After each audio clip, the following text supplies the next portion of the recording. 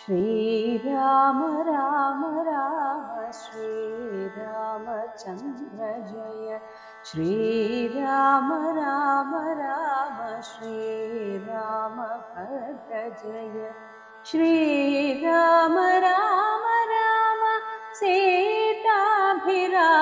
जय श्रीराम राम राम लोकाभिराम जय श्रीराम राम राम लोकाभिराम जय.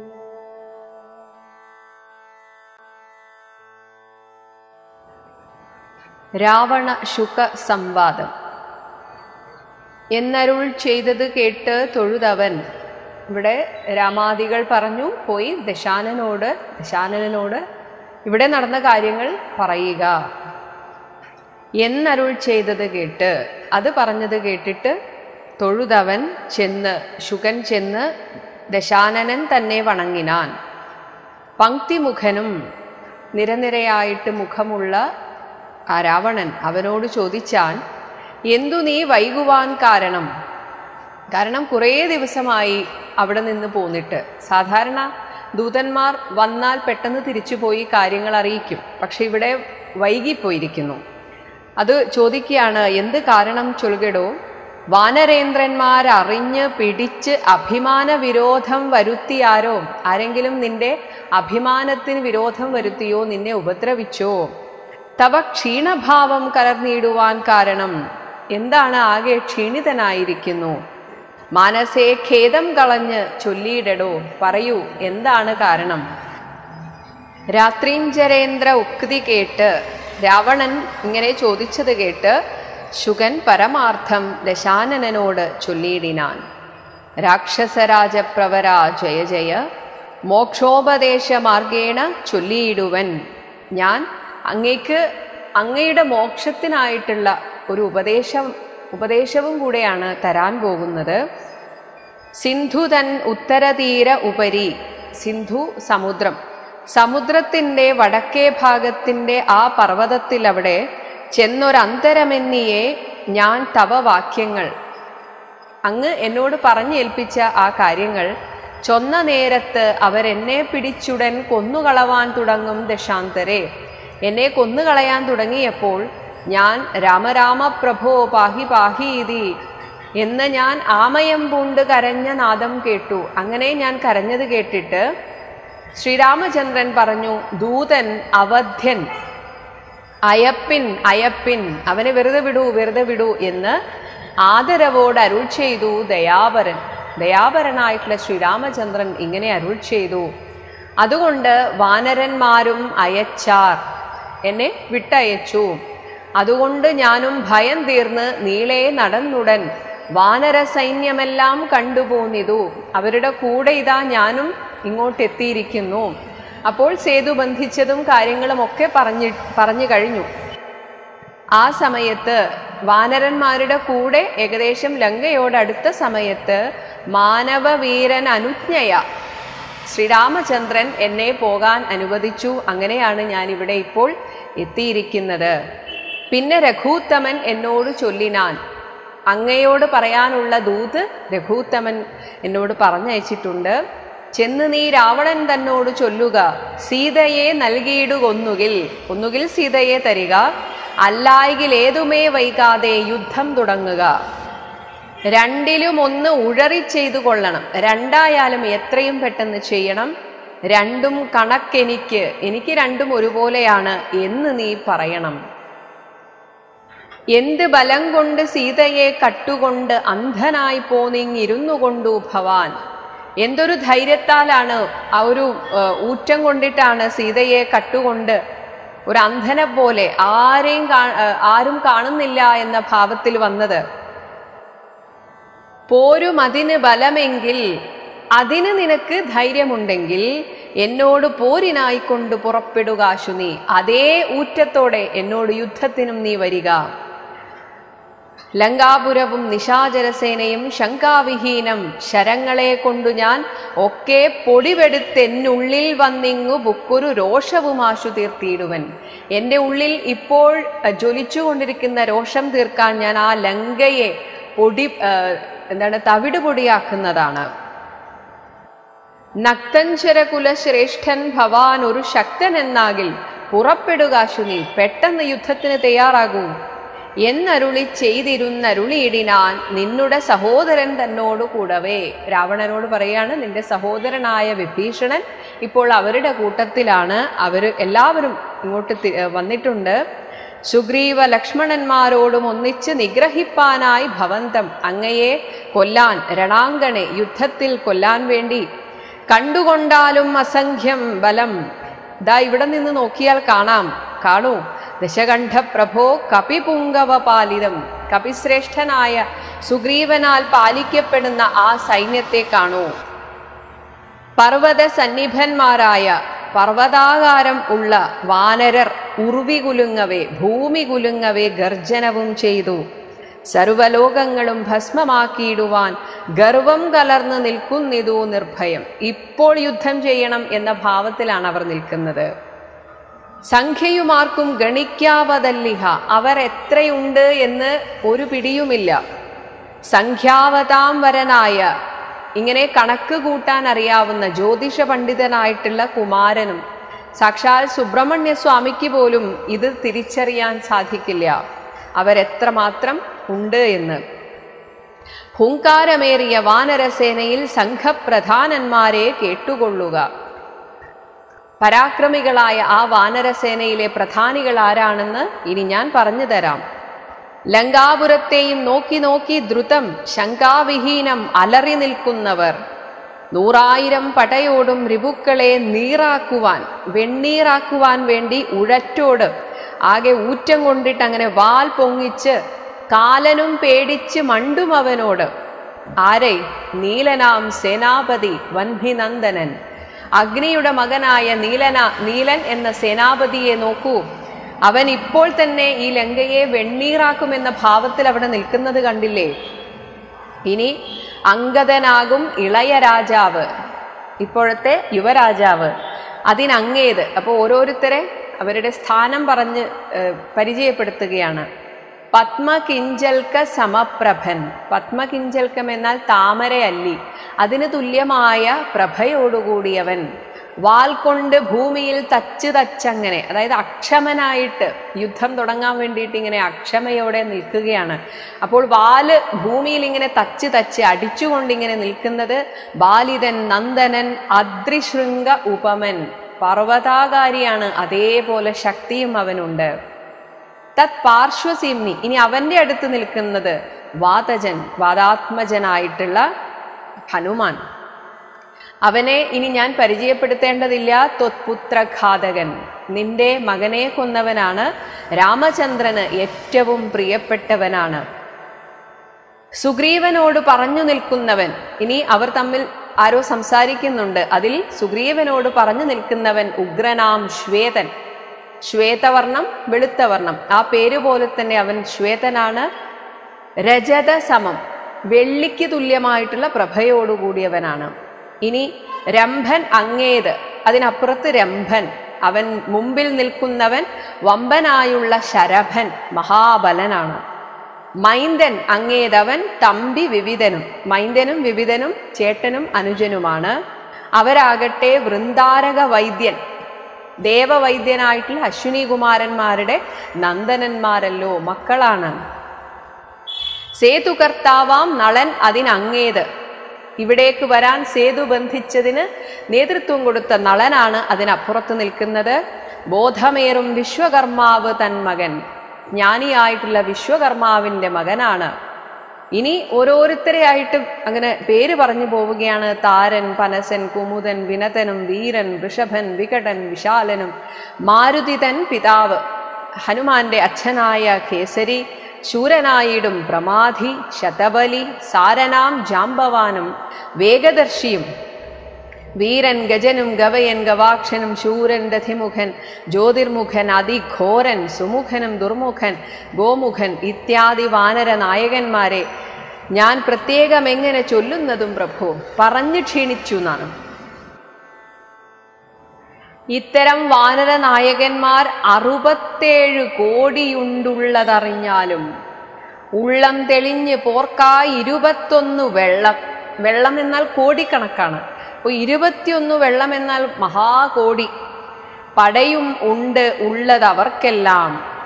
മാത്രമല്ല ഒരു കാര്യം നീ അറിയണം രാവണ, ദേവാരികളായ ദേവന്മാരുടെ ശത്രുക്കളായ നിങ്ങൾ രാക്ഷസരെ ഒടുക്കുവാനായി വന്ന ദേവാംശ സംഭവന്മാർ ഇവരെ വരും. ഇവരാരെയും നീ വെറും ഒരു വാനരൻ എന്ന് അങ്ങ് തള്ളിക്കളയരുത്. ഇവരൊക്കെ ദേവന്മാർ തന്നെയാണ്.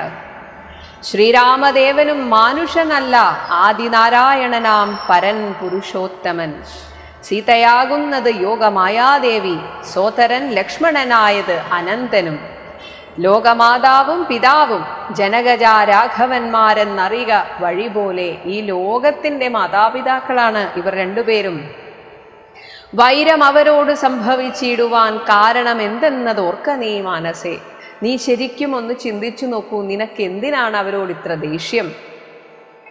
പഞ്ചഭൂതാത്മകമായ ശരീരവും പഞ്ചത്വമാശു ഭവിക്കുമെല്ലാവനും. ജഡമായിട്ടുള്ള ഈ പഞ്ചഭൂതങ്ങളെ കൊണ്ടുണ്ടാക്കിയ ശരീരം അത് എല്ലാവർക്കും പഞ്ചത്വം പ്രാപിക്കും. തിരിച്ച് അവയിലേക്ക് ലയിച്ച് എല്ലാ മനുഷ്യനും ഇവിടെ നിന്ന് ഒരു ദിവസം ശരീരം കൊണ്ട് അപ്രത്യക്ഷരാകും. പഞ്ചാത്മക തത്വങ്ങളെ കൊണ്ട് 5 × 5 25, അതാണ് പഞ്ചാത്മക തത്വങ്ങൾ. 25 തത്വങ്ങളാണ് ഉള്ളത്. ആ തത്വങ്ങളെ കൊണ്ട് സഞ്ചിതം പുണ്യപാപങ്ങളാൽ ബദ്ധമായി, അതായത് ഇവിടെ മൂലപ്രകൃതി മുതൽ ഇങ്ങോട്ട് മഹത്തത്വം, അഹങ്കാരം, ബുദ്ധി, മനസ്സ്, പഞ്ചേന്ദ്രിയങ്ങൾ, അതിൽ കർമ്മേന്ദ്രിയങ്ങളും ജ്ഞാനേന്ദ്രിയങ്ങളും 10, പിന്നെ പഞ്ചഭൂതങ്ങൾ, പിന്നെ അവയുടെ തന്മാത്രകൾ, ഇങ്ങനെയെല്ലാം കൂടിയിട്ടാണ് 25 തത്വങ്ങൾ. ഈ തത്വങ്ങളാണ് ഈ ലോകമായിട്ട് നമുക്ക് അനുഭവപ്പെടുന്നത്. ഇനി ഓരോരുത്തരുടെ ശരീരം എന്ന് പറയുന്നത് ത്വങ് മാംസമേത അസ്ഥി മൂത്രമലങ്ങളാൽ സമ്മേളിതം അതിദുർഗന്ധമെത്രയും. ഈ ശരീരത്തെ അല്ലേ നീ കാമിച്ചത്? ഇത് വെറും ദുർഗന്ധമായിട്ടുള്ള ഒരു മലഭാണ്ഡമാണ്. ഞാനെന്ന ഭാവം അതിങ്കലുണ്ടായി വരും ജ്ഞാനമില്ലാത്ത ജനങ്ങൾക്കതോർക്ക നീ. ഈ മലഭാണ്ഡമായ ശരീരത്തെക്കുറിച്ച് ഓർത്താണ് എല്ലാവരും ഞാൻ എന്നിങ്ങനെ അഭിമാനിക്കുന്നത്. ഹന്ത കഷ്ടം തന്നെ. ജഡാത്മകമായ കായത്തിങ്കൽ ഈ ജഡമായിട്ടുള്ള ശരീരത്തിലാണല്ലോ മനുഷ്യന് എന്തൊരാസ്ഥ, എന്തൊരു താല്പര്യമാണ് ഈ ശരീരത്തിൻ്റെ കാര്യത്തിൽ ഭവിക്കുന്നത്. ധീമതാം, അതായത് ബുദ്ധി ഉണ്ട് എന്ന് വിശ്വസിക്കുന്ന മനുഷ്യൻ അജ്ഞാനിയാണ് ശരിക്കും. യാതൊന്നു മൂലമായി ബ്രഹ്മഹത്യാദിയാം പാതക ഔഘങ്ങൾ, ബ്രഹ്മഹത്യാ പാപങ്ങൾ പോലെയുള്ള പാപങ്ങൾ അങ്ങനെ ചെയ്യുന്നത് ഈ ശരീരത്തോടുള്ള ആസക്തിയാണ്. അങ്ങനെ കൃതങ്ങളാകുന്നതും ഇതൊക്കെ ചെയ്യുന്നത് ശരീരത്തോടുള്ള ആസക്തി കൊണ്ടാണ്. ഭോഗഭോക്താവായ ദേഹം ക്ഷണം കൊണ്ട് രോഗാദിമൂലമായി സമ്പദിക്കും ദൃഢം. എത്ര കാലം ഈ ശരീരം കൊണ്ട് നിനക്കിങ്ങനെ അഹങ്കരിക്കാൻ സാധിക്കും? ഒരസുഖം വന്നാൽ തീർന്നു. പുണ്യപാപങ്ങളോടും ചേർന്ന് ജീവനും വന്നുകൂടുന്നു സുഖ ദുഃഖ ബന്ധനം. ജീവിച്ചിരിക്കുന്ന കാലത്ത് ചെയ്യുന്ന പുണ്യപാപങ്ങളോട് ചേർന്നിട്ട് ഈ ജീവനും ബന്ധിക്കപ്പെട്ടതായി തോന്നുന്നു. മാത്രമല്ല ചെയ്യുന്ന എല്ലാ കർമ്മങ്ങളുടെയും വാസന, ആ വാസനകൾ സൂക്ഷ്മ ശരീരത്തിൽ അങ്ങനെ അടിഞ്ഞുകൂടിയിട്ടാണ് പിന്നീട് സുഖവും ദുഃഖവുമൊക്കെ വരുന്നത്. ദേഹത്തെ ഞാനെന്ന് കൽപ്പിച്ച് കർമ്മങ്ങൾ മോഹത്തിനാൽ അവശത്വേന, നമ്മൾ യഥാർത്ഥത്തിൽ നമ്മളൊക്കെ സ്വതന്ത്രരായിട്ട് എൻ്റെ ഇഷ്ടപ്രകാരമാണ് ഞാൻ ഇതൊക്കെ ചെയ്യുന്നത് എന്ന് തോന്നും. എന്നാൽ നമ്മളൊക്കെ ബന്ധനസ്ഥരാണ് നമ്മുടെ തന്നെ കർമ്മങ്ങളാൽ, കർമ്മവാസനകളാൽ. അതാണ് അവശത്വേന, ബന്ധനസ്ഥരെന്ന പോലെയാണ് നമ്മൾ ഈ ലോകത്ത് ഓരോന്ന് ചെയ്തു കൂട്ടുന്നത്. ജന്മമരണങ്ങളും അതുമൂലമായി സമ്മോഹിതന്മാർക്ക് വന്ന് ഭവിക്കുന്നു. അങ്ങനെ മോഹിതരായ ആളുകൾക്കാണ് ഞാൻ ജനിക്കുന്നു, ഞാൻ മരിക്കുന്നു, ഇങ്ങനെയൊക്കെയുള്ള ഈ ദ്വന്ദ്വഭാവം ഒക്കെ ഉണ്ടാകുന്നത്. ശോക ജരാമരണാദികൾ നീക്കുവാനാകയാൽ ദേഹാഭിമാനം കളക നീ. ഈ ശോകമില്ലാതാക്കാൻ ഒറ്റ വഴിയേ ഉള്ളൂ, ഞാൻ ഈ ദേഹമല്ല എന്ന അഭിമാനം കളയുക. ആത്മാവാണ് ഞാൻ, ആ ആത്മാവാകട്ടെ നിർമ്മലൻ, അവ്യയൻ, അദ്വയൻ. ആത്മാനം ആത്മന, തൻ്റെ ഉള്ളിലെ ആ ജീവസ്വരൂപത്തെ മനസ്സുകൊണ്ട് അറിയാൻ, അതാണ് ആത്മന, കണ്ട് തെളിയുക നീ. ആദ്യം മനസ്സുകൊണ്ട് അനുഭവിക്കാൻ ശ്രമിക്കുക. ആത്മാവിനെ സ്മരിച്ചിടുക സന്തതം, ആത്മനീ തന്നെ ലയിക്ക നീ കേവലം. ആദ്യമൊക്കെ മനസ്സുകൊണ്ട് ആ ആത്മാവിനെ കാണുന്നതായിട്ട് സങ്കല്പിക്കുക, ചിത്തശുദ്ധി വരുത്തുക, പതുക്കെ പതുക്കെ അതിലേക്ക് ലയിക്കുക. പുത്രധാര അർത്ഥ ഗൃഹാദി വസ്തുക്കളിൽ സക്തി കളഞ്ഞ് വിരക്തനായി വാഴുക. കാരണം മനുഷ്യൻ വിചാരിക്കുന്നു ഞാൻ എൻ്റെ കുടുംബത്തിന് വേണ്ടി ചെയ്യുന്ന കാര്യങ്ങളൊക്കെ വലിയ മഹത്വമുള്ളതാണ് എന്നാണ്. എന്നാൽ ഓർക്കുക, ഈ ലോകത്തിലെ സൂകര അശ്വാദി ദേഹങ്ങളിലാകിലും ഒരു പന്നിയും അശ്വം, കുതിരയും അതുപോലെ എല്ലാ പക്ഷി മൃഗാദികൾക്ക് പോലും ഈ ആസക്തി ഉണ്ട്. അത് മനുഷ്യന് മാത്രമല്ല ഈ ഭോഗം എന്നത് നരകാദികളിലും ഉണ്ടല്ലോ, അവിടെയും ഉണ്ട് ഭോഗം. അതുകൊണ്ട് സുഖഭോഗങ്ങൾക്ക് പുറകെ പോകുന്നതിൽ വലിയ മഹത്വമൊന്നുമില്ല. അതിനുവേണ്ടി ഞാൻ പണം സമ്പാദിച്ചു, എൻ്റെ മക്കളെ നോക്കുന്നു, കുടുംബത്തെ നോക്കുന്നു എന്ന് അഭിമാനം കൊള്ളുന്നവൻ വിഡ്ഢിയാണ്. കാരണം ഇത് തന്നെയാണ് എല്ലാ മൃഗങ്ങളും ചെയ്യുന്നത്. അപ്പോൾ അങ്ങനെ ചെയ്യുമ്പോൾ മൃഗതുല്യമായ ഒരു ജീവിതം മാത്രമേ അതാകുന്നുള്ളൂ. ദേഹം വിവേകാഢ്യമായതും പ്രാപിച്ചിതാഹന്ത, പിന്നെ ദ്വിജത്വവും വന്നിതു. എന്നാൽ വിവേകം നമുക്ക് ഉള്ളിൽ ഉദിക്കുന്ന സമയത്ത് ദ്വിജത്വവും വരുന്നു. ദ്വിജത്വം എന്ന 2 ജന്മം.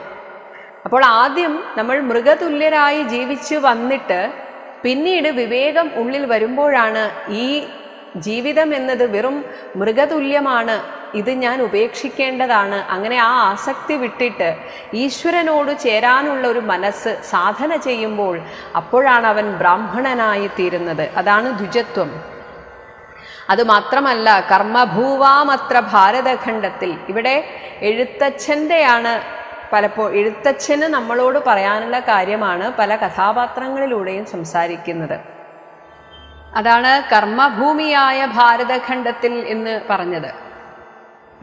ശുകൻ എന്ന രാക്ഷസൻ ഇപ്പോഴുള്ളത് ലങ്കയിലാണ്. അപ്പോൾ ലങ്കയിലുള്ള ഒരാൾ ഭാരതഭൂമിയിൽ ജനിക്കുക എന്നതിനെക്കുറിച്ച് പറയാൻ സാധ്യത കുറവാണ്. അതാണ് ഇത് എഴുത്തച്ഛൻ്റെ ഭാഷ്യമാണ് എന്ന് പറയാൻ കാരണം എഴുത്തച്ഛൻ്റെ ഉദ്ദേശം രാമായണ പഠനത്തിലൂടെ അതിൻ്റെ ഇടയിൽ കഷായം പോലെ, എന്നാൽ അത് തേനിൽ കുഴച്ച് തരുന്നത് പോലെ, ആത്മീയ വിഷയമാകുന്ന കഷായം രാമായണ കഥയെന്ന തേനിൽ കുഴച്ച് തരികയാണ് എഴുത്തച്ഛൻ.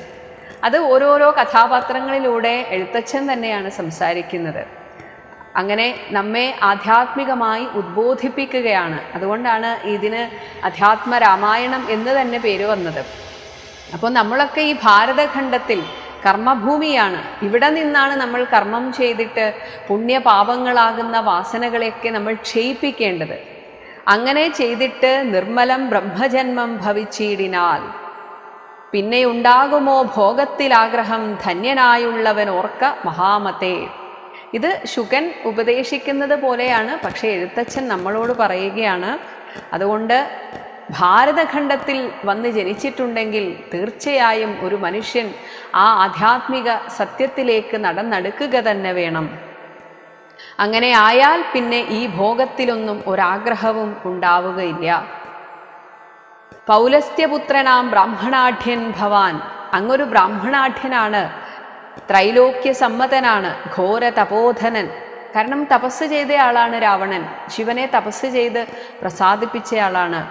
എന്നിരിക്കെ പുനരജ്ഞാനിയെപ്പോലെ പിന്നെയും ഭോഗാഭിലാഷമെന്തിങ്ങനെ. അതാണ് പറയുന്നത്, തപസ് ചെയ്തതുകൊണ്ട് മാത്രം ഒരാൾ ചിത്തശുദ്ധി നേടുന്നില്ല എങ്കിൽ ആ തപസ് പോലും അത് വ്യർത്ഥമാണ്. അതൊക്കെ നമ്മുടെ കാര്യസാധ്യത്തിന് വേണ്ടി വഴിപാട് കഴിക്കുന്നത് പോലെയാണ്. അതുകൊണ്ടാണ് പറയുന്നത് വഴിപാട് കഴിക്കുന്നതും അമ്പലത്തിൽ പോകുന്നതും അല്ല ഭക്തി എന്ന്. ചിത്തശുദ്ധി കൈവരികയാണ് ഭക്തി.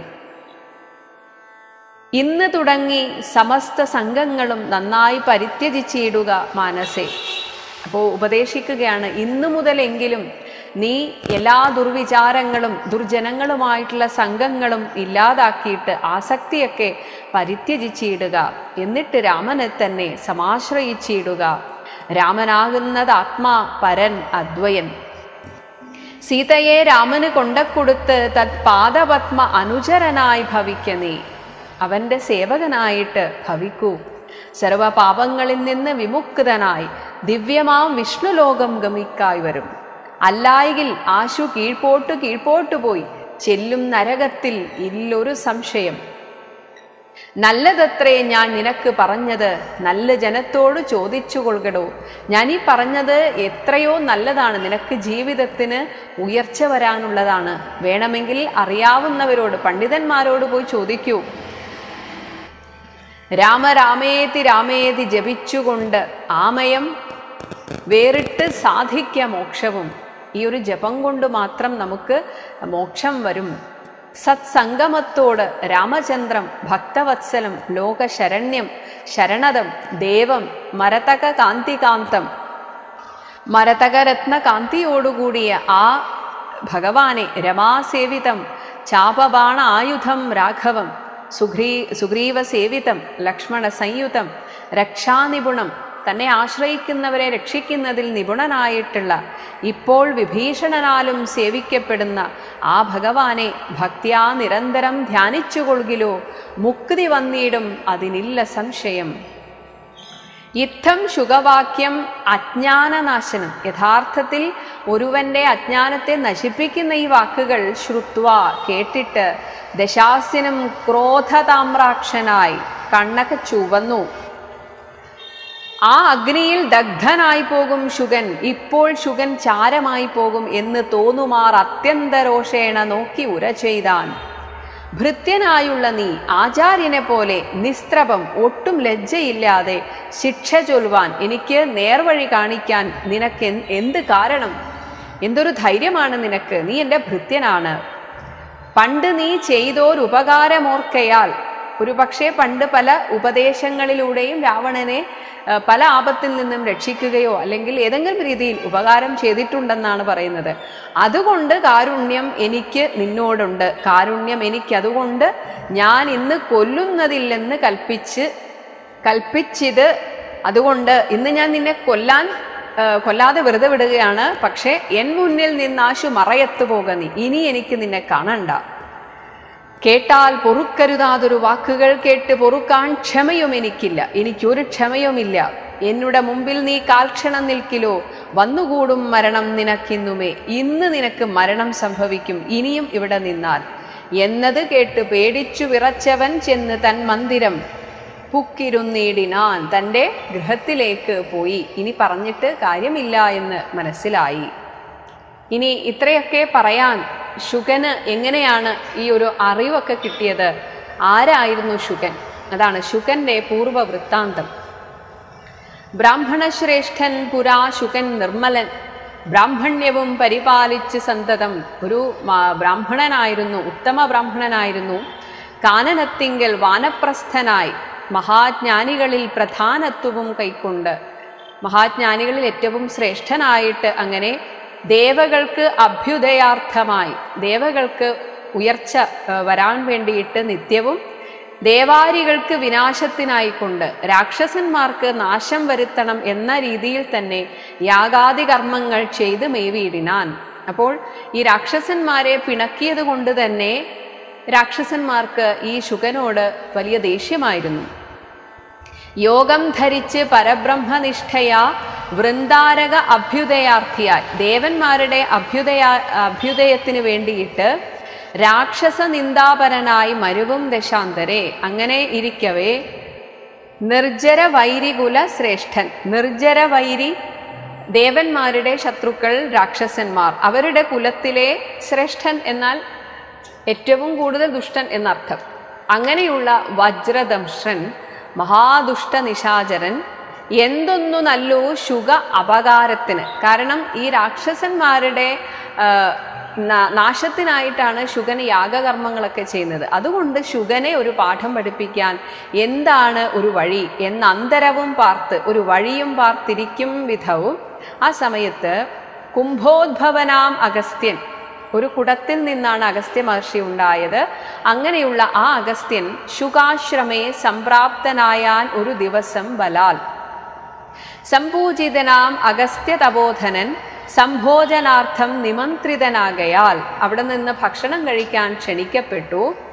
അതിനു മുന്നേയുള്ള സ്നാനാദി കർമ്മങ്ങൾ ചെയ്യാൻ സ്നാതും കുളിക്കുവാൻ വേണ്ടി ഗതേ പോയപ്പോൾ മുനൗ ഈ മുനി പോയപ്പോൾ കുംഭോദ്ഭവേ തഥാ കുംഭോദ്ഭവനായ മുനി കുളിക്കാൻ പോയപ്പോൾ യാതുധാനാധിപൻ ഈ വജ്രദംഷൻ എന്ന അസുരൻ ചെന്നാൻ അഗസ്ത്യരൂപം ധരിച്ചന്തര, അഗസ്ത്യന്റെ രൂപം ധരിച്ചു.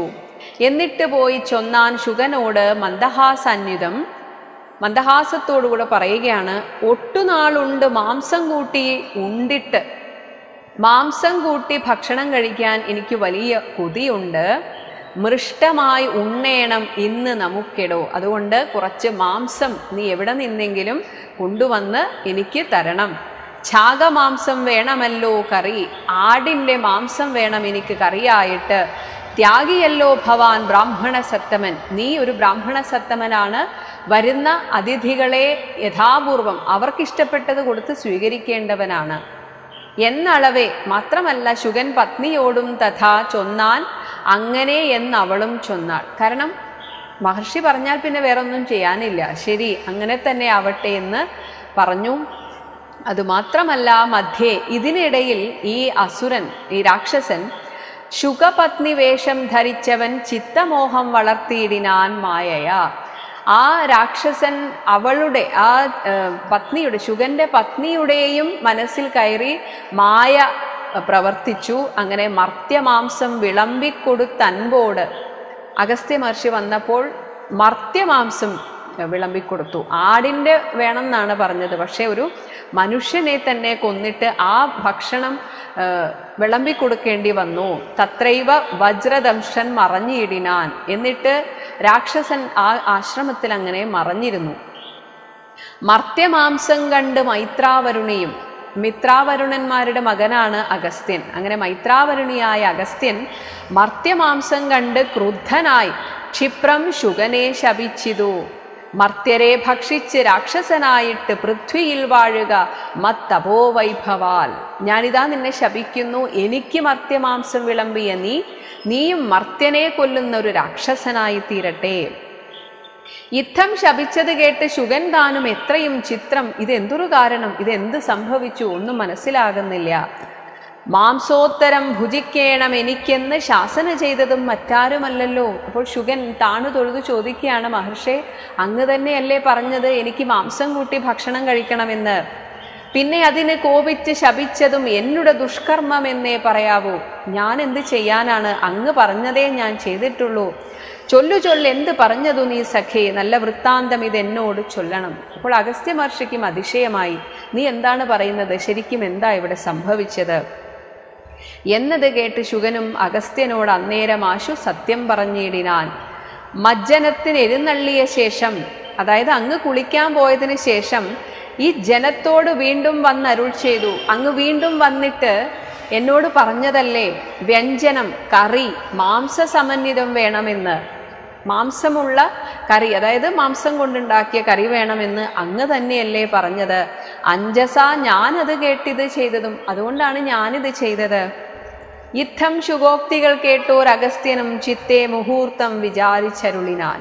അഗസ്ത്യ മഹർഷി ധ്യാനിച്ചിരുന്നു എന്താണ് ഇവിടെ സംഭവിച്ചത്. വൃത്താന്തം ഉൾക്കാമ്പുകൊണ്ട് കണ്ടോരളവ് ഉൾത്താപമോടരുൾ ചെയ്താൻ അഗസ്ത്യനും. കാര്യം മനസ്സിലായപ്പോൾ അഗസ്ത്യ മഹർഷിക്ക് കുറ്റബോധം തോന്നി. വഞ്ചിതന്മാരായി വയം, നമ്മൾ രണ്ടുപേരും വഞ്ചിക്കപ്പെട്ടിരിക്കുന്നു. ബത കഷ്ടം. യാമിനി സഞ്ചാരികൾ, രാക്ഷസന്മാരുടെ പണിയാണിത്, അവരിത് ചെയ്തത് നിർണയം. ഞാനും അതിമൂഢനായി, ഞാനും ശ്രദ്ധിച്ചില്ല, അങ്ങയെ ഞാൻ വെറുതെ ശപിച്ചു. ഞാനും അതിമൂഢനായി ചമഞ്ഞേൻ ബലാൽ ഊനം വരാ വിധി തന്മതം എന്നുമേ. ഇതൊക്കെ ആ വിധിയുടെ കളിയാട്ടമാണ്. മിഥ്യയായി വന്നുകൂടാ മമ ഭാഷിതം. എന്തായാലും ഞാൻ പറഞ്ഞത് തെറ്റില്ല. സത്യപ്രധാനനല്ലോ നീയുമാകയാൽ നല്ലത് വന്നുകൂടും മേലിൽ നിർണയം. എന്നാൽ ഇപ്പോൾ തൽക്കാലം അങ്ങനെ ആയെങ്കിലും ഇനി അങ്ങോട്ട്, അതായത് രാക്ഷസനായാലും പിന്നീട് നിനക്ക് നല്ലത് വരും. അതിന് കാരണമായി വരുന്നത് കല്യാണമായി ശാപമോക്ഷവും നൽകുവൻ. ശ്രീരാമപത്നിയെ രാവണൻ കൊണ്ടുപോയി ആരാമസീമനി വെച്ചുകൊള്ളും ദൃഢം. ഇനി ത്രേതായുഗത്തിൽ ശ്രീരാമപത്നിയായ സീതയെ രാവണൻ അവരുടെ അശോകവനികയിൽ കൊണ്ടുവയ്ക്കും. അപ്പോൾ രാവണഭൃത്യനായി നീയും വരും ചിരം. നീ അവിടുത്തെ ഭൃത്യനായി തീരും. കേവലം നീ അവൻ ഇഷ്ടനായും വരും. നിന്നെ അവന് നല്ല ഇഷ്ടം, നിന്നോട് അവൻ ഇഷ്ടമുണ്ടാകും. രാഘവൻ വാനരസേനയുമായി ചെന്നൊരാകുലമെന്നിയെ ലങ്കാപുരാന്തികെ നാലുപുറവും വളഞ്ഞിരിക്കുന്നൊരു കാലം അവസ്ഥയറിഞ്ഞു വന്നിടുവാൻ നിന്നെ അയക്കും ദശാനനൻ. അന്ന് നീ ചെന്നു വണങ്ങുക രാമനെ സാദരം. അപ്പൊ ഇതൊക്കെ മുൻകൂട്ടി നിശ്ചയിക്കപ്പെട്ടിരിക്കുകയാണ്. ആ സമുദ്രതീരം മുഴുവൻ വാനര സൈന്യം വന്നാൽ നിന്നെയാണ് രാവണൻ അയക്കുക കാര്യങ്ങൾ അറിയാൻ. അപ്പോൾ നീ ചെന്ന് വണങ്ങുക രാമനെ സാദരം. പിന്നെ വിശേഷങ്ങൾ ഒന്നൊഴിയാതെ പോയി ചെന്ന് ദശമുഖൻ തന്നോട് ചൊല്ലുക. എന്നിട്ട് രാവണന് ആത്മതത്വോപദേശം ചെയ്ത് ദേവപ്രിയനായി വരും പുനരാശു നീ. അങ്ങനെ ചെയ്യുമ്പോൾ നീ ദേവന്മാർക്ക് ഇഷ്ടപ്പെട്ടവനായി തീരും. അപ്പോൾ രാക്ഷസഭാവം അശേഷമുപേക്ഷിച്ച് സാക്ഷാൽ ദ്വിജത്വവും വന്നുകൂടും ദൃഢം. നിനക്ക് വീണ്ടും ബ്രാഹ്മണ പദവി ലഭിക്കുന്നതാണ്. യുദ്ധം അനുഗ്രഹിച്ചു കലശോദ്ഭവൻ. കലശം കുടത്തിൽ നിന്ന് ജനിച്ച അഗസ്ത്യ മഹർഷി ഇങ്ങനെ അന്ന് അനുഗ്രഹിച്ചിരുന്നു. സത്യം തപോധനവാക്യം മനോഹരം. താപസശ്രേഷ്ഠന്മാരുടെ വാക്കുകൾ എപ്പോഴും സത്യമായിത്തീരും. അപ്പോൾ ഈ ഒരു സംഭവത്തോടെ രാവണന് ആത്മതത്വോപദേശം ചെയ്തതിലൂടെ ശുഗന് ശാപമോക്ഷം ലഭിച്ചു എന്ന് അർത്ഥം. മാല്യവാന്റെ വാക്യം. രാവണന്റെ അമ്മയായ കൈകസിയുടെ അച്ഛനാണ് മാല്യവാൻ. അന്നത്തെ കാലത്ത് ആളുകൾക്കൊക്കെ അത്രയും ആയുസ്സുണ്ടായിരുന്നു. നമുക്ക് കേൾക്കാം, പുരാണ കഥാപാത്രങ്ങളൊക്കെ തന്നെ 10,000 വർഷം തപസ് ചെയ്തു എന്ന് തന്നെ കേൾക്കാം. അതിൽ നിന്ന് തന്നെ അവർക്കൊക്കെ എത്രമാത്രം ആയുസ്സുണ്ട് എന്ന് നമുക്ക് ഊഹിക്കാൻ പോലും സാധിക്കില്ല. അതാണ്, രാവണന്റെ അമ്മയുടെ അച്ഛനാണ് മാല്യവാൻ. ചാരനായോരു ശുകൻ പോയ അനന്തരം, ശുകൻ പോയതിനു ശേഷം ഘോരനാം രാവണൻ വാഴുന്ന മന്ദിരെ വന്നിതു രാവണ മാതാവു തൻ പിതാ. ഖിന്നനായി രാവണനെ കണ്ട് ചൊല്ലുവാൻ. അങ്ങനെ മുത്തച്ഛനെ കണ്ടിട്ട് സൽക്കാരവും കുശലപ്രശ്നവും ചെയ്ത് രക്ഷോവരനും ഇരുത്തി യഥോചിതം സ്വീകരിച്ചു. കൈകസീതാതൻ മതിമാൻ, ബുദ്ധിമാനാണ്. വിനീതിമാൻ, നല്ല നീതിമാനാണ്. കൈകസി നന്ദനൻ, നന്ദനൻ രാവണൻ, കൈകസിയുടെ മകനായിട്ടുള്ള രാവണൻ തന്നോട് ചൊല്ലിനാൻ. ചൊല്ലുവൻ ഞാൻ തവ നല്ലത്, ഞാൻ നിനക്ക് നല്ലത് ഉപദേശിക്കാം. അത് കേട്ടിട്ട് പിന്നെ നീ എല്ലാം നിനക്കൊത്തവണ്ണം അനുഷ്ഠിക്കുക. ഇനി എനിക്ക് പറയാൻ മാത്രമേ സാധിക്കുകയുള്ളൂ. ദുർനിമിത്തങ്ങൾ ഈ ജാനകി ലങ്കയിൽ വന്നതിൽ പിന്നെ പലതുണ്ട് കാണുന്നു. ഒരുപാട് ദുർനിമിത്തങ്ങൾ ഞാൻ കാണുന്നുണ്ട്. കണ്ടീലയോ നാശഹേതുക്കളായി. ഇതൊക്കെ ഈ കുലത്തിന്റെ തന്നെ നാശഹേതുക്കളാകാൻ പോകുന്നു. ദശകണ്ഠ പ്രഭു രാജാവായതുകൊണ്ടാണ് മകളുടെ മകനാണെങ്കിലും അങ്ങനെ വിളിക്കുന്നത്. നീ നിരൂപിക്ക മാനസേ, നീ എന്താ ഇതൊന്നും കണ്ടിട്ട് നിനക്ക് അങ്ങനെ ഒരു ചിന്തയൊന്നും വരാത്തതെന്താണ്? ഇനി എന്തൊക്കെയാണ് ആ ദുർനിമിത്തങ്ങൾ എന്ന് പറയുന്നു. ദാരുണമായി ഇടിവെട്ടുന്നു, ഇത് അന്വഹം. രാവും പകലും എല്ലാ ദിവസവും ദാരുണമായിട്ട് ഒരു പ്രത്യേക തരത്തിലുള്ള ഇടിമുഴക്കം എല്ലാ ദിവസവും ഞാൻ കേൾക്കുന്നു. ചോരയും പെയ്യുന്നു, ഇത് ഉഷ്ണമായത്രയും. മഴ പെയ്യുമ്പോൾ അതിൽ രക്തവും കലർന്നിരിക്കുന്നു. മാത്രമല്ല, സാധാരണഗതിയിൽ മഴ പെയ്താൽ തണുപ്പാണ് ഉണ്ടാവേണ്ടത്, പക്ഷേ ചൂടാണ് അപ്പോഴും ഉണ്ടാകുന്നത്. ദേവലിംഗങ്ങൾ ഇളകി വിയർക്കുന്നു. അവിടെയുമുണ്ട് ക്ഷേത്രങ്ങളും ദേവന്മാരുമൊക്കെ. അതൊക്കെ ഇളകി വിയർക്കുകയാണ്. ആ പ്രതിഷ്ഠകളൊക്കെ ഇളകുന്നു. ദേവിയാം കാളിയും, കാലസ്വരൂപയാണ്. കാലസ്വരൂപയായ കാളിദേവി ഘോരദംഷ്ട്രാന്വിതം, തൻ്റെ ഘോരമായ ദംഷ്ട്രയോടുകൂടെ നോക്കുന്ന ദിക്കിൽ ചിരിച്ചു കാണാകുന്നു. ഞാൻ നോക്കുന്ന ദിക്കിലൊക്കെ ആ ദേവിയുടെ സംഹാര രൂപമാണ് കാണുന്നത്. ഗോക്കളിൽ നിന്ന് ഖരങ്ങൾ ജനിക്കുന്നു. പശുക്കളിൽ നിന്ന് ഖരങ്ങൾ എന്നാൽ കഴുതകൾ ജനിക്കുന്നു. സാധാരണഗതിയിൽ ലങ്കയിൽ കണ്ടുവന്നത് ശത്രുക്കളായ മൂഷികനും പൂച്ചയുമൊക്കെ പരസ്പരം ബന്ധുക്കളായി കഴിയുകയായിരുന്നു ഇത്രയും നാൾ. എന്നാൽ ഇപ്പോഴതാ മൂഷികൻ മാർജാരനോട് പിണങ്ങുന്നു. അവർ തമ്മിൽ വൈരം വന്നിരിക്കുന്നു.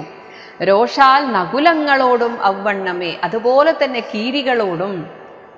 പന്നഗജാലം ഗരുഡനോടും തഥാ, സർപ്പങ്ങൾ ഗരുഡനോടും. ഇവയൊക്കെ പൊതുവെ വൈരികളാണ്. പക്ഷേ ലങ്കാനഗരത്തിൽ അങ്ങനെ ആയിരുന്നില്ല എന്നാണ് ഇതിലൂടെ മനസ്സിലാക്കേണ്ടത്. നിന്നെതിർത്തിയിടാൻ തുടങ്ങുന്നു നിശ്ചയം. ഇവരൊക്കെ പരസ്പരം കടിച്ചു കീറാൻ നിൽക്കുന്നു.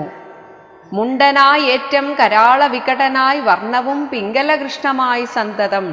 മുണ്ടനായി തലമുണ്ടനം ചെയ്തിട്ട് കരാളം എന്നാൽ പേടിപ്പെടുത്തുന്ന ആ ഒരു വികട രൂപത്തിൽ വർണ്ണവും പിംഗലകൃഷ്ണമായിട്ട്, തവിട്ടും കൃഷ്ണവർണ്ണവും ഇടകലർന്ന ഒരു പ്രത്യേകതരം വർണ്ണത്തോടുകൂടെ അങ്ങനെയുള്ള കാലസ്വരൂപനെയും ഞാൻ കാണുന്നു ഇതെല്ലായിടവും. കാലമാപത്തിനുള്ളോന്നിത് നിർണയം. തീർച്ചയായും ഇതെല്ലാം ദുശ്ശകുനങ്ങളാണ്, നാശത്തിനുള്ള നിമിത്തങ്ങളാണ് ഇതൊക്കെ. ഇത്തരം ദുർനിമിത്തങ്ങൾ ഉണ്ടായതിനത്രയേവ ശാന്തിയെ ചെയ്തു കൊള്ളേണമേ. ഇതിനൊരു പരിഹാരം നീ എത്രയും പെട്ടെന്ന് ചെയ്യണം. വംശത്തെ രക്ഷിച്ചുകൊള്ളുവാൻ ഏതുമേ സംശയമെന്നിയെ സീതയെ കൊണ്ടുപോയി രാമപാതയെ വെച്ച് വന്ദിക്ക വൈകാതെ. വേറെ ഒരു മാർഗവും ഇതിനില്ല, വേറെ ഒരു ഉപായവുമില്ല. സീതയെ തിരിച്ചുകൊണ്ട് രാമന് നൽകുക. രാമനാകുന്നത് വിഷ്ണു നാരായണൻ. വിദ്വേഷമെല്ലാം ത്യജിച്ച് ഭജിച്ചുകൊള്ളുക അദ്വയനാം പരമാത്മാനം അവ്യയം. അപ്പൊ ഇവിടെ മാല്യവാനും ആത്മോപദേശം തന്നെയാണ് കൊടുക്കുന്നത്. ശ്രീരാമപാദ പോതം കൊണ്ട്, പോതം എന്നാൽ കപ്പൽ, തോണി, ഇങ്ങനെയൊക്കെ അർത്ഥം. ശ്രീരാമപാദ ഭക്തിയാകുന്ന തോണി, അതുകൊണ്ട് സംസാര വാരാനിധിയെ കടക്കുന്നു യോഗികൾ. ഈ സംസാര സാഗരത്തെ കടക്കാൻ ഉള്ള തോണിയാണ്, കപ്പലാണ് ശ്രീരാമപാദാംബുജം. ഭക്തി കൊണ്ട് അന്തഃകരണവും ശുദ്ധമായി മുക്തിയെ ജ്ഞാനികൾ സിദ്ധിച്ചുകൊള്ളുന്നു. ഭക്തി കൊണ്ടാണ് അന്തഃകരണം ശുദ്ധമായി, എന്നിട്ട് മുക്തിയെ ജ്ഞാനികൾ സിദ്ധിച്ചുകൊള്ളുന്നു.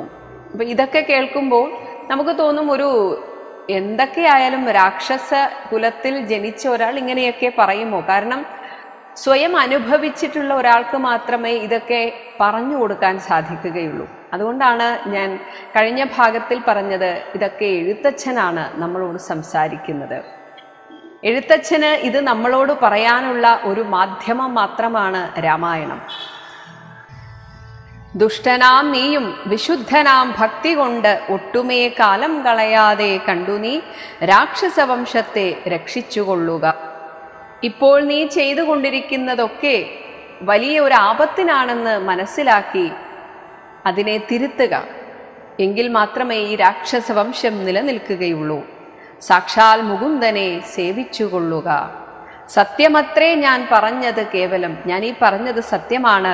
പഥ്യം നിനക്കിത് ചിന്തിക്ക മാനസേ, ഇതാണ് നിനക്ക് നല്ലതായിട്ടുള്ളത്.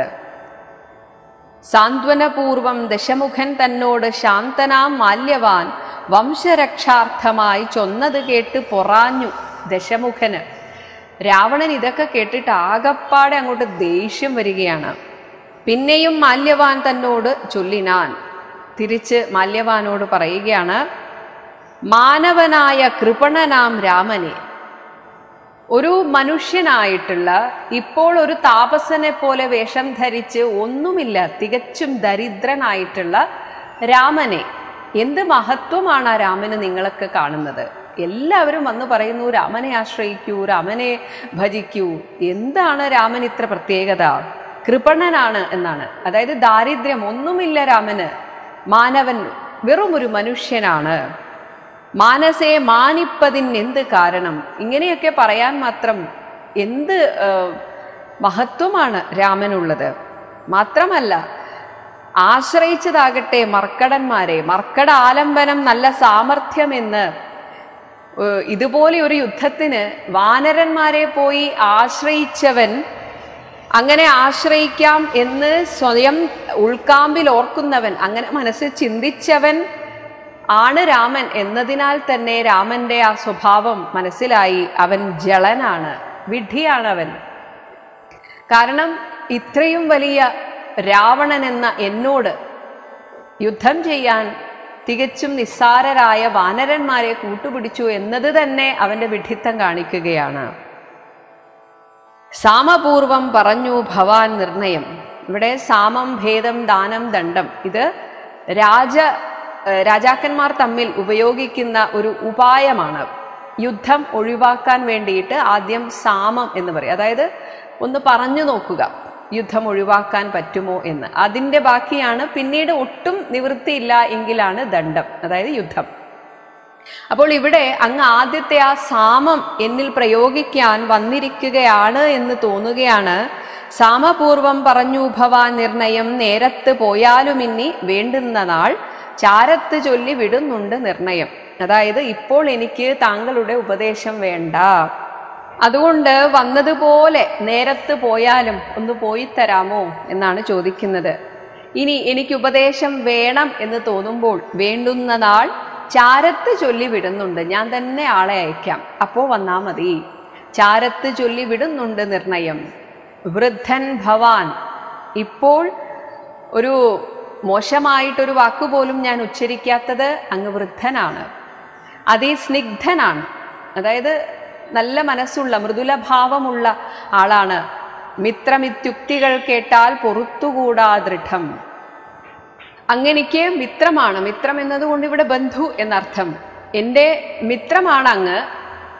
സാധാരണഗതിയിൽ ഇങ്ങനെയുള്ള ഉക്തികൾ കേട്ടാൽ പൊറുത്തുകൂടാ, എനിക്ക് പൊറുക്കാൻ പറ്റില്ല, ഞാൻ ഇങ്ങനെയൊന്നും ആയിരിക്കില്ല പെരുമാറുക. പക്ഷേ എനിക്ക് അങ്ങയോട് ദേഷ്യപ്പെടാൻ സാധിക്കുന്നില്ല, അതുകൊണ്ട് താങ്കൾ ഇപ്പോൾ പോകൂ. യുദ്ധം പറഞ്ഞ് അമാത്യന്മാരുമായി ദശവക്ത്രനും പ്രാസാദമൂർധ്നി കരയേറിനാൻ തൻ്റെ മാളികയിലേക്ക് തിരിച്ചുപോയി. അങ്ങനെ യുദ്ധം ആരംഭിക്കാൻ പോകുന്നു. യുദ്ധാരംഭം. വാനരസേനയും കണ്ടകമേ ബഹുമാനവും കൈക്കൊണ്ടിരിക്കും ദശാന്തരേ. അതായത് ലങ്കാപുരം ആകെ ഒന്ന് വീക്ഷിച്ചതിന് ശേഷം അവർക്ക് ഉള്ളിൽ നല്ലൊരു ബഹുമാനമൊക്കെ തോന്നുന്നുണ്ട്. അതാണ് അകമേ ബഹുമാനവും കൈക്കൊണ്ടിരിക്കും ദശാന്തരേ. യുദ്ധത്തിനായി രജനീചര വീരരെ സത്വരം തത്ര വരുത്തി വാഴും വിധവും രാവണനെ കണ്ട് കോപിച്ചു. അങ്ങനെ രാവണനും യുദ്ധസന്നദ്ധനായി ചെന്നു. ആ രാവണനെ കണ്ട് കോപിച്ചു രാഘവദേവനും സൗമിത്രിയോട് വിൽ വാങ്ങിനാൻ. 10 കിരീടവും കൈകൾ 20 വൃത്രനോടൊത്ത ശരീരവും. ഇന്ദ്രനാൽ വധിക്കപ്പെട്ട വൃത്രാസുരന്റെ അതേ ശക്തിയുള്ള ശരീരവും ശൗര്യവും 10 കിരീടങ്ങളും കുടയും നിമിഷാർദ്ധേന ഖണ്ഡിച്ച നേരത്ത് രാമൻ നിമിഷ നേരം കൊണ്ട് എല്ലാം ഖണ്ഡിച്ചു, എല്ലാം താഴെ വീഴിച്ചു. അങ്ങനെ രാവണൻ നാണിച്ച് താഴത്തിറങ്ങി ഭയം കൊണ്ട് ബാണത്തെ നോക്കി നോക്കി ചരിച്ചിടിനാൻ. ആ ബാണം എൻ്റെ പുറകെ വരുന്നുണ്ടോ എന്ന് പേടിച്ചെന്ന പോലെ ഒറ്റ ഓട്ടമാണ് ഉള്ളിലേക്ക്. മുഖ്യ പ്രഹസ്ത പ്രമുഖ പ്രവരന്മാരൊക്കവേ വന്നു തൊഴുതോരനന്തരം. അങ്ങനെ ഇദ്ദേഹം രാവണൻ തിരിച്ച് കൊട്ടാരത്തിലെത്തിയപ്പോൾ സൈന്യത്തിൻ്റെ സേനാധിപന്മാരൊക്കെ, അതിൽ മുഖ്യരായിട്ടുള്ള പ്രഹസ്തൻ തുടങ്ങിയവരൊക്കെ വന്ന് തൊഴുതു. യുദ്ധമേറ്റിയിടുവിൻ കോട്ടയിൽ പുക്കുടൻ അത്യന്ത ഭീത്യ വസിക്കയില്ലത്ര നാം. എന്നിട്ട് അവരോട് പറയുകയാണ്, ഞാൻ പേടിച്ചിരുന്നതൊന്നുമല്ല, യുദ്ധം ഏറ്റിയിടുവിൻ, യുദ്ധത്തിന് വന്നു കഴിഞ്ഞാൽ കോട്ടയിൽ പുക്കുടൻ അത്യന്ത ഭീത്യ വസിക്കയില്ല, ഞാൻ അങ്ങനെ വസിക്കാൻ വന്നതല്ല.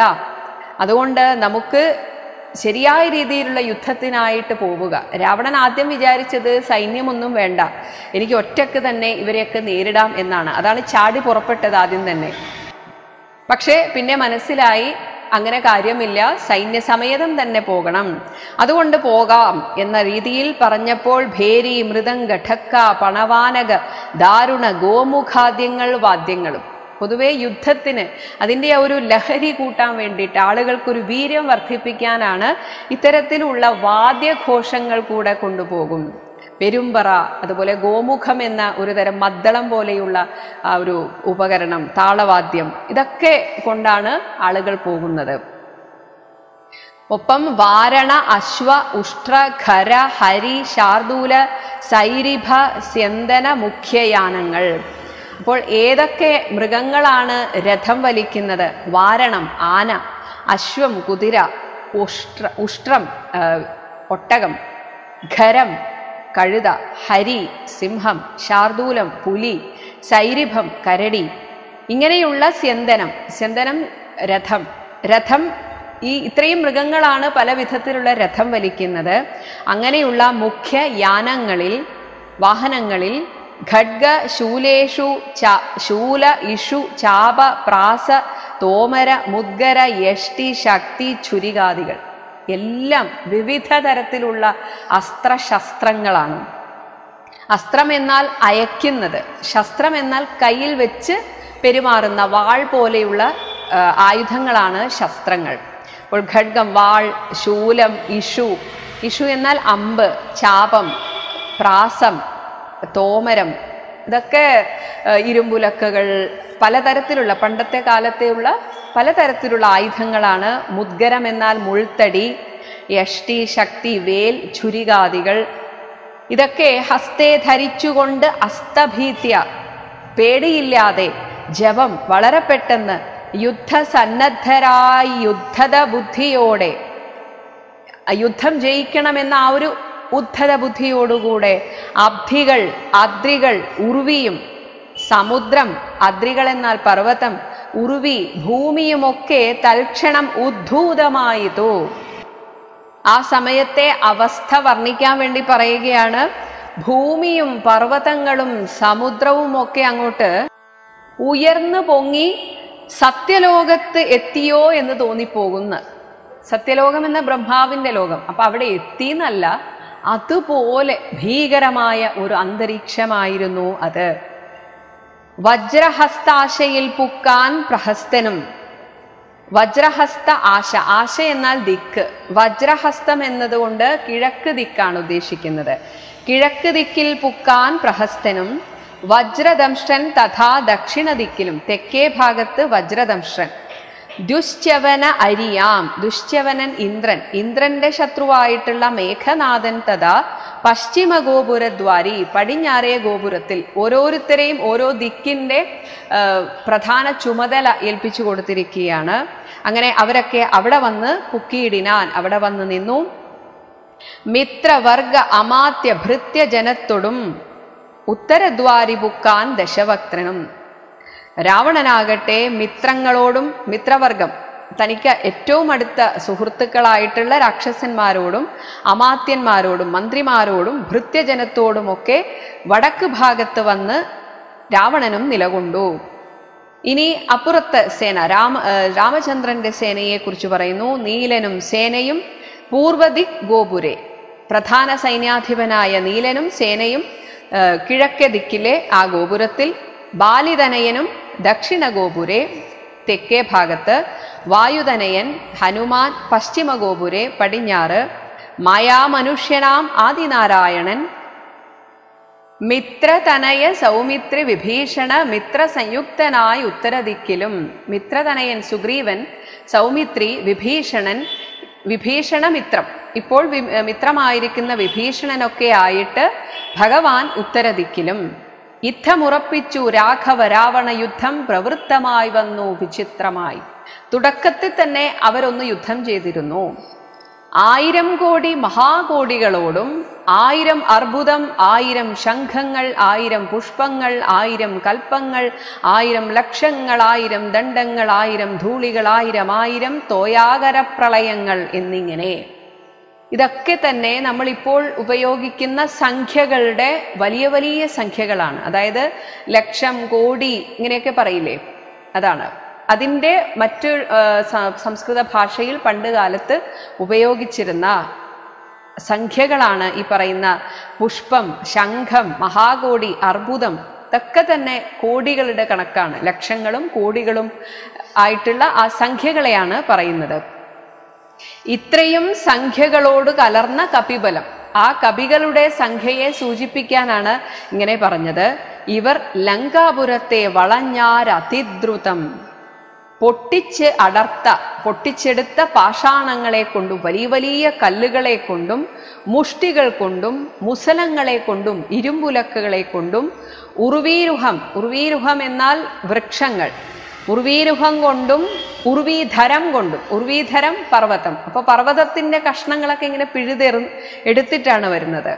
സർവത്തോ ലങ്കാപുരം തകർത്തിയിടിനാർ, കോട്ടമതിലും കിടങ്ങും തകർത്തുടൻ കൂട്ടമിട്ടാർത്ത് വിളിച്ചടുക്കും നേരം. മതില് തകർത്തു, കിടങ്ങൊക്കെ മണ്ണിട്ട് മൂടി, അങ്ങനെ കൂട്ടമിട്ടാർത്ത് വിളിച്ചടുക്കും നേരം വൃഷ്ടി പോലെ ശരജാലം പൊഴിക്കുകയും മഴ പെയ്യുന്നത് പോലെയാണ് അസ്ത്രങ്ങൾ അങ്ങനെ വരുന്നത്. വെട്ടുകൊണ്ട് അറ്റു പിളർന്നു കിടക്കയും. ഇവിടെ രാക്ഷസ സൈന്യത്തിലെ ഒരുപാട് പേർ അവരുടെ വെട്ടേറ്റിട്ട് അവിടെ പിളർന്നു കിടന്നു. അസ്ത്രങ്ങൾ, ശസ്ത്രങ്ങൾ, ചക്രങ്ങൾ, ശക്തികൾ, അർദ്ധചന്ദ്രാകാരമായുള്ള പത്രികൾ എന്നാൽ കാലാൾപ്പട, ഖഡ്ഗങ്ങൾ, ശൂലങ്ങൾ, കുന്തങ്ങൾ, ഈട്ടികൾ, മുദ്ഗരപംക്തികൾ, ഭിണ്ടിപാലങ്ങളും. ഭിണ്ടിപാലം ഒരു ആയുധമാണ്, കവണ എന്ന് പറയും. തോമര, ദണ്ഡ, മുസലങ്ങൾ, മുഷ്ടികൾ, ചാമീകര പ്രഭ പൂണ്ട ശതഘ്നികൾ അതും ഒരു ആയുധമാണ്. 100 ഇരുമ്പാണികൾ കുത്തിവെച്ച ഒരു വലിയ കല്ലാണത്രേ ശതഘ്നി എന്ന് പറയുന്നത്. പിന്നെ ഉഗ്രങ്ങളായ വജ്രങ്ങൾ, ഇവ കൊണ്ട് നിഗ്രഹിച്ചിടിനാർ നക്തഞ്ചരേന്ദ്രനും. തിരിച്ച് രാക്ഷസന്മാരും ഈ വാനരന്മാരെയും ഉപദ്രവിക്കുന്നുണ്ട്. ആർത്തി മുഴുത്തു ദശാസ്യൻ അവസ്ഥകൾ അറിവതിനായി അയച്ചിടിനാൻ.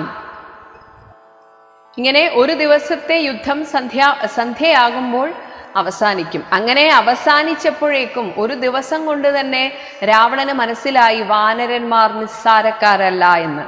അതുകൊണ്ട് തന്നെ ആർത്തി മുഴുത്ത് വല്ലാതെ അങ്ങോട്ട് പരിഭ്രമചിത്തനായിട്ട് ദശാസ്യൻ അവസ്ഥകൾ പേർത്തും അറിവതിന്, അതായത് ഈ വാനരന്മാരുടെ ഇടയിൽ ഒരു ചർച്ചയൊക്കെ നടക്കുമല്ലോ രാത്രിയിൽ, അപ്പൊ അത് അറിയാൻ വേണ്ടിയിട്ട് അയച്ചിടിനാൻ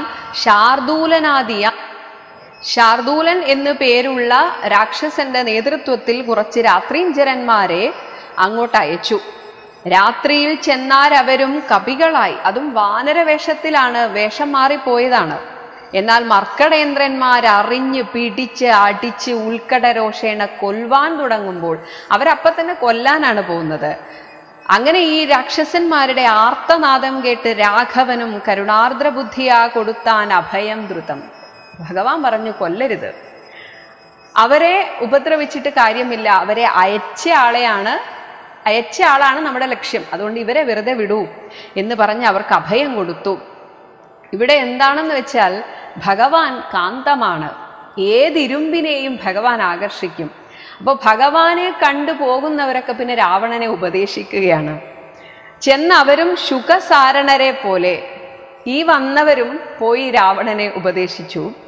അപ്പൊ ഇവരൊക്കെ ഈ വന്നിട്ട് തന്നെ ചൊന്നത് കേട്ട് വിഷാദേന രാവണൻ മന്ത്രിക്കുക എന്ന് വെച്ചാൽ കാര്യവിചാരം ചെയ്തു. വിദ്വജിഹ്വൻ എന്ന ഒരു രാക്ഷസനെയും കൂടെ കൂട്ടിയിട്ട് ദശകന്ധരൻ മൈഥിലി വാഴും ഇടം പൊക്കാൻ, എങ്ങനെയെങ്കിലും സീതയെ തകർക്കണം, രാമനെ തകർക്കണം. അതുകൊണ്ട് എന്ത് വളഞ്ഞ വഴിയും നോക്കുകയാണ് രാവണൻ. അവിടെ പോയിട്ട് രാമശിരസ്സും ധനുസ് ഇത് എന്ന് ഉടൻ വാമാക്ഷി മുന്നിൽ അമ്മാറ് വെച്ചിടിനാൻ. ഞാനിതാ രാമനെ കൊന്നു, ഇതാണ് രാമന്റെ ശിരസ്, രാമനെ കൊന്ന ധനുസിത എന്നിങ്ങനെ കാണിക്കാൻ വേണ്ടിയിട്ട് സീതയുടെ മുന്നിൽ കൊണ്ടുവച്ചു. ആയോധനെ കൊന്നുകൊണ്ടു പോന്നേനെന്ന് മായയാ നിർമ്മിച്ചു വെച്ചത് കണ്ടപ്പോൾ, ഇതൊക്കെ മായാപ്രയോഗമായിരുന്നു, പക്ഷെ സീത പെട്ടെന്ന് അങ്ങ് വിശ്വസിച്ചു പോയി. സത്യമെന്നോർത്തു വിലാപിച്ചു മോഹിച്ചു മുഗ്ധാംഗി വീണ് കിടക്കും ദശാന്തരെ. സീത ബോധം കെട്ടു വീണപ്പോൾ വന്നൊരു ദൂതൻ വിരവോട് രാവണൻ തന്നെയും കൊണ്ടുപോന്നിടിനാൻ അന്നേരം. അപ്പോഴൊരു ദൂതൻ വന്നിട്ട് രാവണനെ തിരിച്ചു കൊണ്ടുപോയി. വൈദേഹി തന്നോട് ചൊന്നാൾ സരമയും. സരമ അപ്പോൾ പറഞ്ഞു, ഖേദം അശേഷമകലെ കളക നീ ദുഃഖിക്കരുത്, എല്ലാം ചതി എന്ന് തേറേടിതൊക്കവേ. അങ്ങനെ മനസ്സിൽ കരുതിക്കൊള്ളൂ, ശ്രീരാമചന്ദ്രനെ ആർക്കും വധിക്കാൻ സാധ്യമല്ല. നല്ലവണ്ണം വരും, എല്ലാം നല്ലതായിട്ട് വരും. 4 നാളുള്ളിൽ ഇങ്ങില്ലൊരു സംശയം കല്യാണദേവത്തെ. ഒരു സംശയവും വേണ്ട. ദേവിയുടെ വല്ലഭൻ കൊല്ലും ദശാസ്യന നിർണയം. അതിനൊരു സംശയവും വേണ്ട. അതാണ് സംഭവിക്കാൻ പോകുന്നത്. യുദ്ധം സരമ സരസവാക്യം കേട്ട്, സരമയുടെ ആശ്വസിപ്പിക്കുന്ന വാക്യം കേട്ടിട്ട് ചിത്തം തെളിഞ്ഞിരുന്നീടിനാൾ സീതയും. മംഗലദേവതാ വല്ലഭാജ്ഞാവശാൽ അങ്കദൻ രാവണൻ തന്നോട് ചൊല്ലിനാൻ. മംഗലദേവതാ വല്ലഭൻ, ലക്ഷ്മീ ദേവിയുടെ വല്ലഭൻ ശ്രീരാമചന്ദ്രൻ. ആ ശ്രീരാമചന്ദ്രൻ പറഞ്ഞിട്ട് അങ്കദൻ രാവണന്റെ അടുത്ത് വീണ്ടും ഒരു ദൂത് പോവുകയാണ്. ഒന്നുകിൽ സീതയെ കൊണ്ടുവന്ന് എന്നുടെ മുന്നിൽ അമ്മാറ് വെച്ചിടുക വൈകാതെ. ഇതാണ് ആദ്യത്തെ ഒരു മാർഗം. അല്ലെങ്കിൽ യുദ്ധത്തിനാശു പുറപ്പെടുക. ഇനി എന്നെ പേടിച്ച് അത്തൽ പൂണ്ട് ഉള്ളിൽ അടച്ചങ്ങിരിക്കലും, ഞങ്ങളെ പേടിച്ച് ലങ്കാനഗരം മുഴുവൻ പൂട്ടിയിട്ട് അവിടെ ഇരുന്നാലും രാക്ഷസ സേനയും ലങ്കാ നഗരവും രാക്ഷസരാജനാം നിന്നോടുകൂടവേ സംഹരിച്ചിടുവൻ ബാണമെയ്ത്. ഇങ്ങനെയുള്ള സിംഹനാദം കേട്ടതില്ലയോ രാവണ? ഇവിടെ അങ്കദൻ പോയി ചോദിക്കുകയാണ്, ഇത് ശ്രീരാമചന്ദ്രന്റെ ഒരു സിംഹഗർജനം പോലെയുള്ള ദൂതാണ്. അത് കേട്ടിട്ട് നിനക്ക് എന്താണ് പറയാനുള്ളത്? നീ എവിടെ പോയി ഒളിച്ചാലും രാമബാണം നിന്നെ നശിപ്പിച്ചിരിക്കും. ഈ ലങ്കാപുരം മുഴുവൻ നശിപ്പിച്ചിരിക്കും. ജ്യാനാദഘോഷവും കേട്ടതില്ലേ ഭവാൻ? ജ്യാ എന്നാൽ ഞാണ് വലിച്ചു വിടുന്നതിൻ്റെ ആ ഘോഷം, ഇടിവെട്ടുന്ന പോലെയുള്ള ഘോഷവും കേട്ടതില്ലേ ഭവാൻ? നാണം നിനക്കേതുമില്ലയോ മാനസേ? നാണമില്ലേ നിനക്ക്? യുദ്ധം അധിക്ഷേപ വാക്കുകൾ കേട്ട് അതിക്രുദ്ധനായൊരു രാത്രിഞ്ചര വീരനും വൃത്രാരിപുത്ര തനയനെ കൊൽകെന്ന്, അവനെ കൊല്ലൂ, അങ്കദനെ കൊല്ലൂ എന്ന് നക്തഞ്ചരാധിപന്മാരോട് ചൊല്ലിനാൻ. എന്നാൽ ചെന്ന് പിടിച്ചാർ നിശാചര വീരരും കൊന്നു ചുഴറ്റിയെറിഞ്ഞാൻ കപീന്ദ്രനും. അവരെ അപ്പ തന്നെ കൊന്നുകളഞ്ഞു അങ്കദൻ. പിന്നെ ആ പ്രാസാദവും തകർത്തിയിടിനാൻ. അതുമാത്രമല്ല, രാവണൻ ഇരുന്ന ആ മാളികയൊക്കെ തച്ചുടച്ചു. ഒന്നു കുതിച്ചങ്ങുയർന്നു വേഗേന പോയി. എന്നിട്ട് അവിടെ നിന്ന് കുതിച്ചുയർന്നിട്ട് മന്നവൻ തന്നെ തൊഴുതു. ശ്രീരാമചന്ദ്രനെ കണ്ട് വന്ന് തൊഴുത് വൃത്താന്തങ്ങൾ ഒന്നൊഴിയാതെ ഉണർത്തിനാൻ അങ്കദൻ. പിന്നെ സുഷേണൻ, കുമുദൻ, നളൻ, ഗജൻ, ധന്യൻ, ഗവയൻ, ഗവാക്ഷൻ, മരുസുതൻ എന്നിവരാദിയാ വാനരവീരന്മാർ ചെന്ന് ചുഴന്ന് കിടങ്ങും നിരത്തിനാർ. ആ കിടങ്ങൊക്കെ മണ്ണിട്ട് മൂടിക്കളഞ്ഞു. കല്ലും മലയും മരവും ധരിച്ചാശു നില്ലെന്ന് പറഞ്ഞടുക്കുന്നേരം ബാണചാപങ്ങളും വാളും പരിചയും പ്രാണഭയം വരും വെൺമഴു കുന്തവും ദണ്ഡങ്ങളും മുസലങ്ങൾ ഗദകളും ഭിണ്ടിപാലങ്ങളും മുൽഗരജാലവും, ഇതൊക്കെ വിവിധങ്ങളായ ആയുധങ്ങളാണ്. ചക്രങ്ങളും പരിഘങ്ങളും ഈട്ടികൾ, ശുക്രകചങ്ങളും. ശുക്രകചം എന്നാൽ ഈ ഈർച്ചവാൾ, മരം മുറിക്കുന്ന ഈർച്ചവാളാണ്. മറ്റും ഇത്യാദികൾ ആയുധമെല്ലാം എടുത്ത് പിടിച്ചുകൊണ്ട് ആയോധനത്തിനടുത്താർ അരക്കരും. അരക്കർ എന്നാൽ രാക്ഷസന്മാർ. അപ്പോൾ അവരും മോശക്കാരല്ല. അവരുടെ കയ്യിലും ഇഷ്ടം പോലെ പല വിധത്തിലുള്ള ആയുധങ്ങളുണ്ട്. വാരണനാദം, ആനകളുടെ ചിഹ്നം വിളി, വാജികൾ നാദം, കുതിരകളുടെ ശബ്ദം, തേരുകൾ നാദം, തേരുകളുടെയും ഞാണൊലിനാദവും, രാക്ഷസരാർക്കയും അവരിങ്ങനെ ആർത്തു വിളിക്കുന്നു, സിംഹനാദങ്ങളും, രൂക്ഷതയേറും കപികൾ നിനാദവും, കപികളും ഒട്ടും വിട്ടുകൊടുക്കുന്നില്ല. തിങ്ങി മുഴങ്ങി പുഴങ്ങി പ്രപഞ്ചവും എങ്ങും ഇടതൂർന്നു മാറ്റൊലി കൊണ്ടു തേ. ആ അന്തരീക്ഷം ആകപ്പാടെ ഒരു ശബ്ദമുഖരിതമായി. ജംഭാരി മുമ്പാം നിലിംബരും കിന്നര കിംപുരുഷ ഉരക ഗുഹ്യക സംഘവും.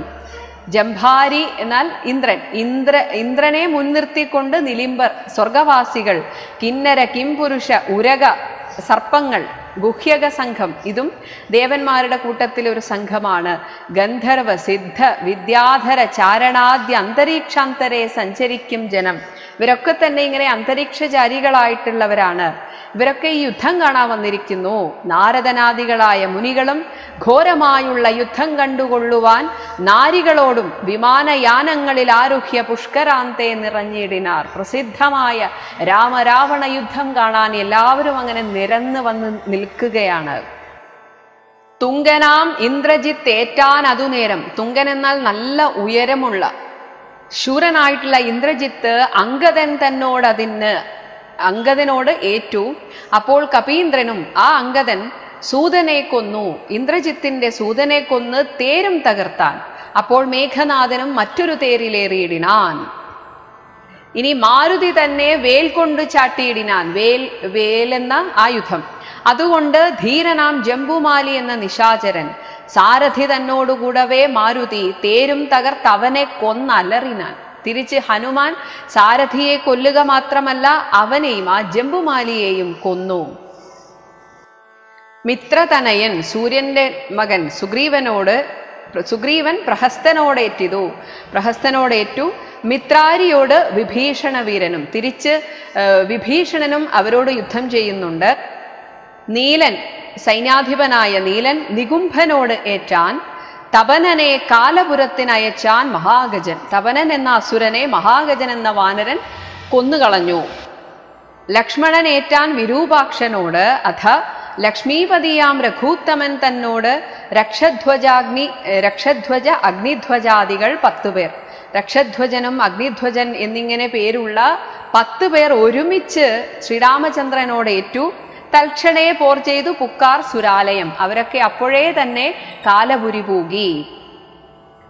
അങ്ങനെ അന്നത്തെ യുദ്ധത്തിൽ വാനരന്മാർക്ക് ജയം വന്നിതന്നേരം ഭാനുവും സൂര്യനും വാരിധി തന്നിൽ വീണിടിനാൻ. അസ്തമിച്ചു. ഇന്ദ്രാത്മജാത്മജനോട് അങ്കദനോടേറ്റു തോറ്റുപോയി ഇന്ദ്രജിത്ത് അമ്പരാന്തേ മറഞ്ഞിടിനാൻ. ഇന്ദ്രജിത്തിന് പെട്ടെന്ന് കാണുകെ തന്നെ മറഞ്ഞു പോകാനുള്ള കഴിവൊക്കെയുണ്ട്. അങ്ങനെ ആ ആകാശത്തിൽ അങ്ങ് പെട്ടെന്ന് അങ്ങ് മറഞ്ഞുപോയി. അങ്ങനെ മറഞ്ഞിരുന്ന് യുദ്ധം ചെയ്യാനുള്ള ഒരു കഴിവ് ഇന്ദ്രജിത്തിനുണ്ട്. അങ്ങനെ ആ യുദ്ധക്കളത്തിൽ മറഞ്ഞു നിന്നുകൊണ്ട് നാഗാസ്ത്രമെയ്ത് മോഹിപ്പിച്ചിതൂപത്ത് രാഘവന്മാരെയും വാനരന്മാരെയും വന്ന കപികളെയും നരന്മാരെയും ഒന്നൊഴിയാതെ എല്ലാവരെയും മോഹിപ്പിച്ചിട്ട് എല്ലാവരും മോഹാലസ്യപ്പെട്ട് വീണപ്പോൾ ജയിച്ചേനിതെന്നവൻ എന്നിട്ട് പുറത്തേക്ക് വന്നു. എല്ലാവരും കാണുകെ പുറത്തു വന്നിട്ട് വെന്നിപ്പെരുമ്പറ കൊട്ടിച്ച് മേളിച്ച് ചെന്ന് ലങ്കാപുരം തന്നിൽ മേവിയിടിനാൻ. അദൃശ്യനായി നിന്നിട്ട് നാഗാസ്ത്രമെയ്ത് എല്ലാവരും മോഹിച്ചു വീണതിന് ശേഷം ഞാൻ ജയിച്ചു എന്ന് ആർത്തനാദത്തോടെ വെന്നിപ്പെരുമ്പറയൊക്കെ കൊട്ടിച്ച് ആ ജയഭേരി മുഴക്കിക്കൊണ്ട് ലങ്കാപുരത്തിൽ തിരിച്ചുപോയി ഇന്ദ്രജിത്ത്. ഇത് കണ്ടപ്പോൾ താപസവൃന്ദവും ദേവസമൂഹവും താപം കലർന്ന് വിഭീഷണവീരനും എല്ലാവർക്കും ശ്രീരാമചന്ദ്രന്റെ ഭാഗത്തുള്ള എല്ലാവർക്കും വലിയ വിഷമമായി. ഹാ വിഷാദേന ദുഃഖ വിഷണ്ണരായി മോഹിതന്മാരായി മരുവും ദശാന്തരെ. അങ്ങനെ ആ ഭാഗം ശ്രീരാമചന്ദ്രന്റെ ഭാഗത്തുള്ള എല്ലാവരും കുറച്ചു നേരത്തേക്കെങ്കിലും ഒന്ന് നിരാശരായിരുന്ന സമയത്ത് ഗരുഡന്റെ ഒരു വരവാണ്. ആ വരവിനെയാണ് എഴുത്തച്ഛൻ വർണ്ണിക്കുന്നത്. സപ്തദ്വീപങ്ങളും സപ്താർണവങ്ങളും സപ്ത അചലങ്ങളും ഉക്ഷോഭമാം വണ്ണം. 7 ദ്വീപുകളും 7 സമുദ്രങ്ങളും 7 പർവ്വതങ്ങളും ഒക്കെ അങ്ങനെ ഇളകി മറിയുന്ന വണ്ണം. സപ്ത അശ്വകോടി തേജോമയനായി. സപ്ത അശ്വൻ 7 കുതിരകൾ ഉള്ളവൻ സൂര്യൻ. സൂര്യകോടി തേജോമയനായി സുവർണാദ്രി പോലെ ഒരു സുവർണ പർവ്വതം അങ്ങനെ പൊങ്ങി വരുന്നത് പോലെ പവനാശനനാശനൻ സർപ്പങ്ങളെയൊക്കെ നശിപ്പിക്കുന്ന ആ ഗരുഡൻ അബ്ധിതോയം ദ്യുധാഭിത്വ ആ സമുദ്രത്തെ 2ആക്കി ഇളക്കി മറിച്ചിട്ട് സ്വപക്ഷയുഗ്മ ഉദ്ധൂത ലോകത്രയത്തോട് അതിദ്രുതം തൻ്റെ ചിറകടികൾ കൊണ്ടുള്ള ആ ഒരു ചിറകടി ഒച്ച കൊണ്ട് തന്നെ 3 ലോകത്തെയും കിടുകിടെ വിറപ്പിച്ചുകൊണ്ട് നാഗാരിയായിട്ടുള്ള ഗരുഡൻ ഉയർന്നു വന്ന് രാമപാദം വണങ്ങിയിടിനാൻ. അപ്പോൾ രാമപാദം വണങ്ങി ഉടനെ തന്നെ ഗരുഡന്റെ സാന്നിധ്യം ഉണ്ടായപ്പോൾ തന്നെ ആ നാഗാസ്ത്രബന്ധനം തീർന്നിതു തൽക്ഷണേ. എല്ലാവരും ആ മോഹാലസ്യത്തിൽ നിന്ന് എഴുന്നേറ്റു വന്നു. ശാഖാമൃഗങ്ങളും അസ്ത്ര നിർമുക്തരായി. എല്ലാവർക്കും ആ അസ്ത്രത്താലുണ്ടായ മോഹാലസ്യമൊക്കെ ഇല്ലാതായി. ശോകവും തീർന്നു, തെളിഞ്ഞു വിളങ്ങിനാർ. ഭക്തപ്രിയൻ മുത പക്ഷിപ്രവരന് ഗരുഡന് ബദ്ധസമ്മോദം അനുഗ്രഹം നൽകിനാൻ. ഭഗവാൻ ഗരുഡനെ അനുഗ്രഹിച്ചു. അങ്ങനെ കൂപ്പിത്തൊഴുത് അനുവാദവും കൈക്കൊണ്ടു മേൽപോട്ടുപോയി മറഞ്ഞിടിനാൻ താർക്ഷ്യനും. താക്ഷ്യൻ ഗരുഡൻ. അങ്ങനെ ആ നാഗാസ്ത്രബന്ധം ഒഴിഞ്ഞതിന് ശേഷം എല്ലാവരും പൂർവാധികം ശക്തിയുള്ളവരായി തീർന്നു. മുന്നേതിലും ബലവീര്യ വേഗങ്ങൾ പൂണ്ടുന്നതന്മാരാം കപിവരന്മാരെല്ലാം മന്നവൻ തന്നിയോഗേന. ശ്രീരാമചന്ദ്രൻ പറഞ്ഞതനുസരിച്ച് മരങ്ങളും കുന്നും ശിലയുമെടുത്ത് എറിഞ്ഞിടിനാർ. വന്ന ശത്രുക്കളെ കൊന്നു മമാത്മജൻ മന്ദിരം പുക്കിരിക്കുന്നതിന് മുന്നമേ. അപ്പോൾ ഇവിടെ ലങ്കയിൽ എല്ലാവരും ആശ്വസിച്ചിരിക്കുകയായിരുന്നു, ഇനി കുറെ നേരത്തേക്ക് ഇവരുടെ ശല്യം ഉണ്ടാവില്ല എന്ന്. പക്ഷേ രാവണൻ വിചാരിക്കുകയാണ്, വന്ന ശത്രുക്കളെ, തനിക്ക് നേരെ വന്ന ശത്രുക്കളെയൊക്കെ കൊന്നിട്ട് മമ ആത്മജൻ, എൻ്റെ മകനായ ഇന്ദ്രജിത്ത് വന്ന് മന്ദിരം പുക്കിരിക്കുന്നതിന് മുന്നമേ, ഇവിടെ ലങ്കയിൽ വന്നൊന്ന് ഇരിക്കാൻ തുടങ്ങുമ്പോഴേക്കും ഇതാരാണ് വരുന്നത്? വന്നാരവരുമിങ് എന്തൊരു വിസ്മയം, ഇത് എന്തൊരു വിസ്മയമാണ്! ഇത്ര വേഗം ആ നാഗാസ്ത്ര ബന്ധനത്തിൽ നിന്ന് ഇവർ മുക്തരായോ? നന്നെത്രയുമെന്നേ പറയാവൂ. ഇതൊരു അത്ഭുതം തന്നെയാണ്. ചെന്നറിഞ്ഞിടുവിൻ എന്തൊരു ഘോഷം ഇതെന്ന് ദശാനനൻ ചൊന്നോരനന്തരം. എന്നിട്ട് കൂടെയുള്ളവരോട് പറഞ്ഞു, ചെന്ന് നോക്കൂ, എന്താണ് അവിടെ ഒരു ആരവം. അങ്ങനെ ചെന്ന് ദൂതന്മാരറിഞ്ഞു. ദശാനനൻ തന്നോട് ചൊല്ലിനാർ വൃത്താന്തമൊക്കവേ. വീര്യബല വേഗ വിക്രമം കൈക്കൊണ്ട് സൂര്യാത്മജാതികളായ കപികുലം, സൂര്യാത്മജാതികൾ സുഗ്രീവൻ തുടങ്ങിയ കപികുലം ഹസ്തങ്ങൾ തോറും അലാതവും തീപ്പന്തങ്ങളൊക്കെ എടുത്ത് കൈക്കൊണ്ട് ഭിത്തി തന്നെ ഉത്തമാംഗത്തിന്മേൽ, അവിടെയുള്ള ആ മാളികയുടെ ഏറ്റവും ഉയരത്തിൽ ആ മേൽക്കൂരയോട് ചേർന്ന് നിൽക്കുന്ന അവിടെയുള്ള ആ സ്ഥലത്ത് കയറി നിന്നിട്ട് അവർ രാവണനെ വെല്ലുവിളിക്കുകയാണ്. ഭിത്തി തന്നെ ഉത്തമാംഗത്തിന്മേൽ നിൽക്കുന്നോർ രാവണനോട് പറയുകയാണ്, നാണമുണ്ടെങ്കിൽ പുറപ്പെടുക, ആണുങ്ങളെങ്കിൽ ആർത്ത് പറയുകയും. ആണാണോ നീയൊക്കെ എന്നാണ് ചോദിക്കുന്നത്. കേട്ടതില്ലേ ഭവാൻ എന്നവർ ചൊന്നത് കേട്ട് ദശാസ്യനും കോപേന ചൊല്ലിനാൻ. എടോ രാവണ, നിന്നോടാണ് ചോദിക്കുന്നത് എന്നങ്ങനെ വീണ്ടും ഇങ്ങനെ പ്രകോപിപ്പിക്കുകയാണ് ആ വാനരന്മാർ. അത് കേട്ട് ദശാസ്യനും കോപേന ചൊല്ലിനാൻ. മാനവന്മാരെയും ഏറെ മതമുള്ള വാനരന്മാരെയും മനുഷ്യരെയും മതമുള്ള വാനരന്മാരെയും കൊന്നൊടുക്കിയിടുവാൻ പോക ധൂമ്രാക്ഷൻ പടയോടുകൂടവേ. അടുത്തത് ധൂമ്രാക്ഷനെയാണ് അയക്കുന്നത്. വേഗേന യുദ്ധം ജയിച്ചു വരിക നീ. യുദ്ധം അനുഗ്രഹം ചെയ്തയച്ചാൻ അതിക്രുദ്ധനാം ധൂമ്രാക്ഷനും നടന്നിടിനാൻ. ഉച്ചൈസ്ഥരമായ വാദ്യഘോഷത്തോടും പശ്ചിമ ഗോപുരത്തൂടെ, പടിഞ്ഞാറേ ഗോപുരത്തൂടെ പുറപ്പെട്ടാൻ. മാരുതിയോട് എതിർത്താൻ അവനും ചെന്ന് ദാരുണമായതു യുദ്ധവും എത്രയും. വേലസി, വേലും അസി, വാളും വെൺമഴു, കുന്തം, ശരാസനം, ശൂലം, മുസലം, പരിഖ, ഗദാദികൾ കൈക്കൊണ്ട് വാരണ വാജിരഥങ്ങളിൽ, ആനയും കുതിരയുമുള്ള രഥങ്ങളിൽ ഉൾക്കരുത്തോടേറി രാക്ഷസവീരരും. കല്ലും മരവും മലയുമായി പർവ്വത തുല്യ ശരീരികളായ കപികളും തങ്ങളിലേറ്റു പൊരുതു മരിച്ചു തൊട്ടങ്ങുമിങ്ങും മഹാവീരരായുള്ളവർ. രണ്ട് വശത്തുള്ള ഒരുപാട് വാനരന്മാരും കുറെ മരിച്ചു, കുറെ നിശാചരരും മരിച്ചു. അങ്ങനെ മരിച്ചപ്പോഴുണ്ടായ രക്തം പുഴയായൊഴുകി എന്നാണ്. ചോരയും ആറായൊഴുകി, പുഴയായൊഴുകി പല വഴി. ശൂരപ്രവരനാം മാരുതി തൽക്ഷണേ ഉന്നതമായൊരു കുന്നിൻ കൊടുമുടി, ഒരു കൊടുമുടിയുടെ ഒരു കുന്നിങ് പറിച്ചെടുത്തിട്ട് തന്നെ അടർത്തെടുത്തൊന്നെറിഞ്ഞിടിനാൻ. തേരിൽ നിന്നാശു ഗതയുമെടുത്തുടൻ പാരിൽ അമ്മാറ് ധൂമ്രാക്ഷനും ചാടിനാൻ. ഹനുമാൻ കുന്നെടുത്തെറിഞ്ഞപ്പോൾ ധൂമ്രാക്ഷൻ ഗതയുമെടുത്ത് താഴെ ഇറങ്ങി. തേരും കുതിരകളും പൊടിയായതു, മാരുതിക്കുള്ളിൽ വർദ്ധിച്ചിതു കോപവും. രാത്രിഞ്ചരരെ ഒടുക്കി തുടങ്ങിനാൻ ആർത്തി മുഴുത്തത് കണ്ട് ധൂമ്രാക്ഷനും. ആ നിശാചരരെ ഒക്കെ ഹനുമാൻ കൊന്നൊടുക്കുന്നത് കണ്ടിട്ട് ആർത്തി മുഴുത്തത് കണ്ട്, അവരുടെ ദുഃഖം കണ്ടിട്ട് ധൂമ്രാക്ഷനും മാരുതിയെ ഗത കൊണ്ടടിച്ചിടിനാൻ. ധീരതയോടതിനാൽ ആകുലമെന്നിയെ പാരം വളർന്നൊരു കോപവിവശനായി. മാരുതിക്ക് അങ്ങോട്ട് ദേഷ്യം വന്നിട്ട് മാരുതി വീണ്ടും രണ്ടാമതൊന്നെറിഞ്ഞിടിന. നേരത്തെ എറിഞ്ഞതുപോലെ ഒരു കുന്നെടുത്ത് വീണ്ടും ധൂമ്രാക്ഷന് നേരെ എറിഞ്ഞു. ആ ഏറുകൊണ്ട് ധൂമ്രാക്ഷൻ ഏറുകൊണ്ട് ഉമ്പർപുരത്തിങ്കൽ, ദേവലോകത്ത് എന്നാൽ സ്വർഗലോകത്ത്, അമ്മാറ് ചെന്ന് സുഖിച്ചു വാണിയിടിനാൻ. ഇവിടെ ദേവാംശരായിട്ടുള്ള മാരുതിയോടുമൊക്കെ ഏറ്റുമുട്ടി മരിക്കുന്നത് കൊണ്ട് അവർ സ്വർഗലോകത്ത് തന്നെ എത്തുന്നു എന്നാണ് പറയുന്നത്. ശേഷിച്ച രാക്ഷസർ കോട്ടയിൽ പുക്കിതു. ബാക്കിയുള്ളവരൊക്കെ പേടിച്ച് ഓടി തിരിച്ച് ലങ്കയിൽ പോയി. ഘോഷിച്ചിത് അങ്കനമാർ വിലാപങ്ങളും. ഇവിടെ ഒരുപാട് നിശാചരർ മരിച്ചതറിഞ്ഞിട്ട് അവരുടെയൊക്കെ ഭാര്യമാരും അമ്മമാരും ഒക്കെ കൂട്ട നിലവിളി തുടങ്ങി. വൃത്താന്തമാഹന്ത കേട്ടു ദശാസ്യനും ചിത്തതാപത്തോട് പിന്നെയും ചൊല്ലിനാർ.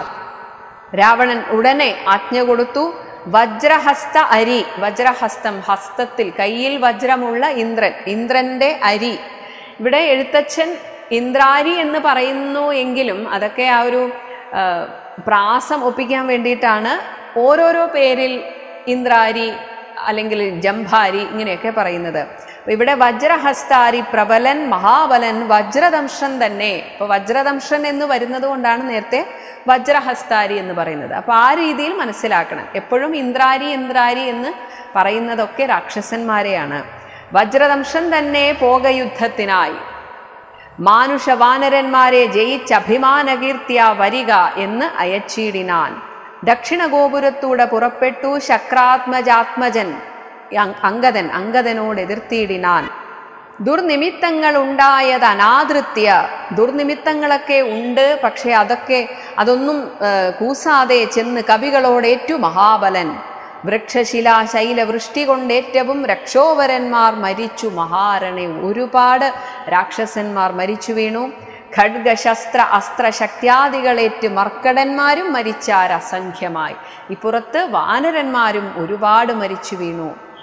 പത്തംഗയുക്തമായുള്ള പെരുമ്പട, പത്തംഗം എന്നാൽ ആ ഒരു ഘടനയാണ് പറയുന്നത്. അത്രയും ഉള്ള ആ പെരുമ്പട നക്തഞ്ചരന്മാർക്ക് നഷ്ടമായി വന്നിതു. ഒരുപാട് സൈന്യബലം തന്നെ നഷ്ടമായി രാക്ഷസന്മാർക്ക്. രക്തനദികൾ ഒലിച്ചു പല വഴി നൃത്തം തുടങ്ങി കബന്ധങ്ങളും ബലാൽ. കബന്ധം എന്നാൽ ശിരസില്ലാത്ത ശരീരമാണ്, അതൊക്കെ നൃത്തം ചെയ്യാൻ തുടങ്ങി എന്നാണ്. താരേയനും വജ്രദംശനും തങ്ങളിൽ ഘോരമായേറ്റം പിണങ്ങി നിൽക്കും വിധൗ വാളും പറിച്ചുടൻ വജ്രദംശൻ ഗളനാളം മുറിച്ചെറിഞ്ഞിടിനാൻ അംഗദൻ. വാളും എടുത്തിട്ട് വജ്രദംശൻ വന്നപ്പോൾ അവന്റെ കഴുത്തറുത്തു കൊന്നു അംഗദൻ. അക്കഥ കേട്ടാശു നക്തഞ്ചരാധിപൻ ഉൾക്കരുത്തേറും അകമ്പനൻ തന്നെയും വൻപടയോടും അയച്ചാൻ അത് നേരം. അടുത്തത് അകമ്പനൻ. കമ്പമുണ്ടായതു മേദിനിക്കന്നേരം. അകമ്പനൻ വന്നപ്പോൾ തന്നെ ഭൂമിയൊക്കെ ഒന്ന് കിടുകിട വിറച്ചു. ദുശ്ചവന അരി, വീണ്ടും പറയാണ്, ഇന്ദ്രന്റെ ശത്രുവായിട്ടുള്ള രാക്ഷസൻ പ്രവരൻ അകമ്പനൻ പശ്ചിമഗോപുരത്തൂടെ പുറപ്പെട്ടാർ. വായുതനയനോടേറ്റവനും നിജ കായം വെടിഞ്ഞ് കാലാലയം മേവിനാൻ. വളരെ എളുപ്പത്തിൽ ഹനുമാൻ അവനെ കാലപുരിക്കയച്ചു. മാരുതിയെ സ്തുതിച്ചു മഹാലോകരും പാരം ഭയം വരുത്തു ദശകണ്ഠനും. ഓരോരുത്തരായി മരിച്ചു വീഴുന്നത് കേട്ടിട്ട് ദശാസ്യൻ അങ്ങനെ ഭയം പെരുത്തു. സഞ്ചരിച്ചാൻ നിജ രാക്ഷസ സേനയിൽ പഞ്ചദ്വയ ആസ്യനും. പഞ്ചദ്വയം 10 ആസ്യം എന്നാൽ 10 മുഖമുള്ള രാവണൻ കാര്യങ്ങൾ നേരിട്ടറിയാൻ യുദ്ധക്കളത്തിലേക്ക് അങ്ങോട്ട് ഇറങ്ങുകയാണ്. അങ്ങനെ രാക്ഷസ സേനയിൽ സഞ്ചരിച്ചാൻ രാവണൻ കണ്ടാൻ അതു നേരം. നോക്കുമ്പോൾ കാണുന്നത് രാമേശ്വരത്തോട് സേതുവിന്മേലും ആരാമദേശാന്തേ. അവിടെ രാമേശ്വരത്ത് നിന്ന് തുടങ്ങി ഇങ്ങ് ലങ്കാനഗരം വരെ അത്രയും കവികൾ അങ്ങനെ നീണ്ടു നിവർന്ന് കിടക്കുകയാണ്. സുബേലാചലോപരി, ആ പർവ്വത മുകളിൽ വന്ന് അവിടെ അങ്ങനെ നിൽക്കുകയാണ്. കാരണം മുഴുവൻ വാനരന്മാരും ഇങ്ങ് ലങ്കയിൽ എത്തിയിട്ടില്ല ഇതുവരെ. അത്രയധികമുണ്ട് ആ വാനരസേന. വാനരസേന പരന്നതും കോട്ടകൾ ഊനമായി വന്നതും അവർ ഓരോരോ കോട്ടകൾ തകർത്ത് അങ്ങനെ വരുന്നതും കണ്ടോരനന്തരം ക്ഷിപ്രം പ്രഹസ്തനെ കൊണ്ടുവരിക, ഏറ്റവും ബലവാനായിട്ടുള്ള സൈന്യാധിപനായിട്ടുള്ള പ്രഹസ്തനെ കൊണ്ടുവരികെന്ന് കൽപ്പിച്ച നേരം അവൻ വന്നു കൂപ്പിനാൻ. എന്നിട്ട് രാവണൻ ചോദിച്ചു, നീ അറിഞ്ഞില്ലയോ വൃത്താന്തമൊക്കവേ? നായകന്മാർ പടയ്ക്കാരുമില്ലായികയോ? ഞാൻ അയക്കുന്ന സേനാധിപന്മാരൊക്കെ മരിച്ചു വീഴുകയാണ്. ചെല്ലുന്ന രാക്ഷസവീരരെ കൊല്ലുന്നതും കണ്ടിരിക്കയില്ലിങ്ങു നാം. ഞാനോ ഭവാനോ കനിഷ്ഠനോ, ഒന്നുകിൽ ഞാൻ പോകണം, അല്ലെങ്കിൽ താങ്കൾ പോകണം, അല്ലെങ്കിൽ കുംഭകർണനെ എൻ്റെ അനുജനെ വിളിച്ചെഴുന്നേൽപ്പിക്കണം. പോർ ചെയ്ത് മാനുഷ വാനരന്മാരെ ഒടുക്കുവാൻ പോകുന്നതാരെന്ന് ചൊൽക. ആരാ പോകുന്നത് എന്ന് ധൃതിയിൽ ചോദിക്കുകയാണ്. എന്ന് കേട്ടവൻ പോകുന്നതിന്ന് ഞാൻ എന്ന് കൈകൂപ്പിനാൻ. പ്രഹസ്തൻ പറഞ്ഞു, ഞാൻ പോകാം. അങ്ങനെ തന്നുടെ മന്ത്രികൾ 4 പേരുള്ളവർ ചെന്ന് 4 അംഗപ്പടയും വരുത്തിനാർ. 4 മന്ത്രിമാരും പോകാം എന്ന് പറഞ്ഞു. 4 ലങ്കയിലുള്ള പടയ്ക്കെല്ലാം ആലംബനമാം. ലങ്കയിലുള്ള 4 പടയ്ക്കും ആലംബനമായിട്ടുള്ള പ്രഹസ്തൻ, മഹാരഥൻ, കുംഭഹൻ, മഹാനാഥനും ദുർമുഖൻ, ഇവരെല്ലാവരും കൂടെ 4 മന്ത്രിമാരും പ്രഹസ്തനും കൂടെ ജംഭാരി വൈരിയാം വീരൻ സമുന്നതൻ, ഇവരൊക്കെ ആ രാക്ഷസ പ്രമുഖരാണ്. ഇങ്ങനെയുള്ള ഒരു മന്ത്രികൾ 4 തിങ്ങിന വൻപടയോടും നടന്നിതു. ദുർനിമിത്തങ്ങൾ ഉണ്ടായത് കണ്ടവൻ തന്നകതാരിൽ ഉറച്ചു സന്നദ്ധനായി. ദുർനിമിത്തങ്ങളൊക്കെ കണ്ടുവെങ്കിലും അതൊന്നും കൂസാതെ അവർ പുരദ്വാരദേശേ, കിഴക്ക് പുരത്തിൽ അവിടെ പുറപ്പെട്ടു. പാവകപുത്രനോട്, അഗ്നിപുത്രനായ നീലനോട് ഏറ്റോരനന്തരം മർക്കടന്മാർ ശിലാവൃക്ഷ അചലം കൊണ്ട്, ശിലകൾ, വൃക്ഷങ്ങൾ, പർവ്വതങ്ങൾ ഇവ കൊണ്ട് രക്ഷോഗണത്തെ ഒടുക്കി തുടങ്ങിനാർ. ചക്ര, ഖഡ്ഗ, പ്രാസ, ശക്തി, ശസ്ത്ര, അസ്ത്രങ്ങൾ, പലതരത്തിലുള്ള ആയുധങ്ങൾ കൊണ്ട് മർക്കടന്മാർക്കും ഏറ്റൊക്കെ മരിക്കുന്നു. മർക്കടന്മാരും മരിക്കുന്നുണ്ട്. ഹസ്തിവരന്മാരും അശ്വങ്ങളും ചത്തു. രക്തം നദികളിലൊക്കെ ഒലിക്കുന്നു. രക്തം പുഴയാണ് പിന്നെ അവിടെ കാണുന്നത്.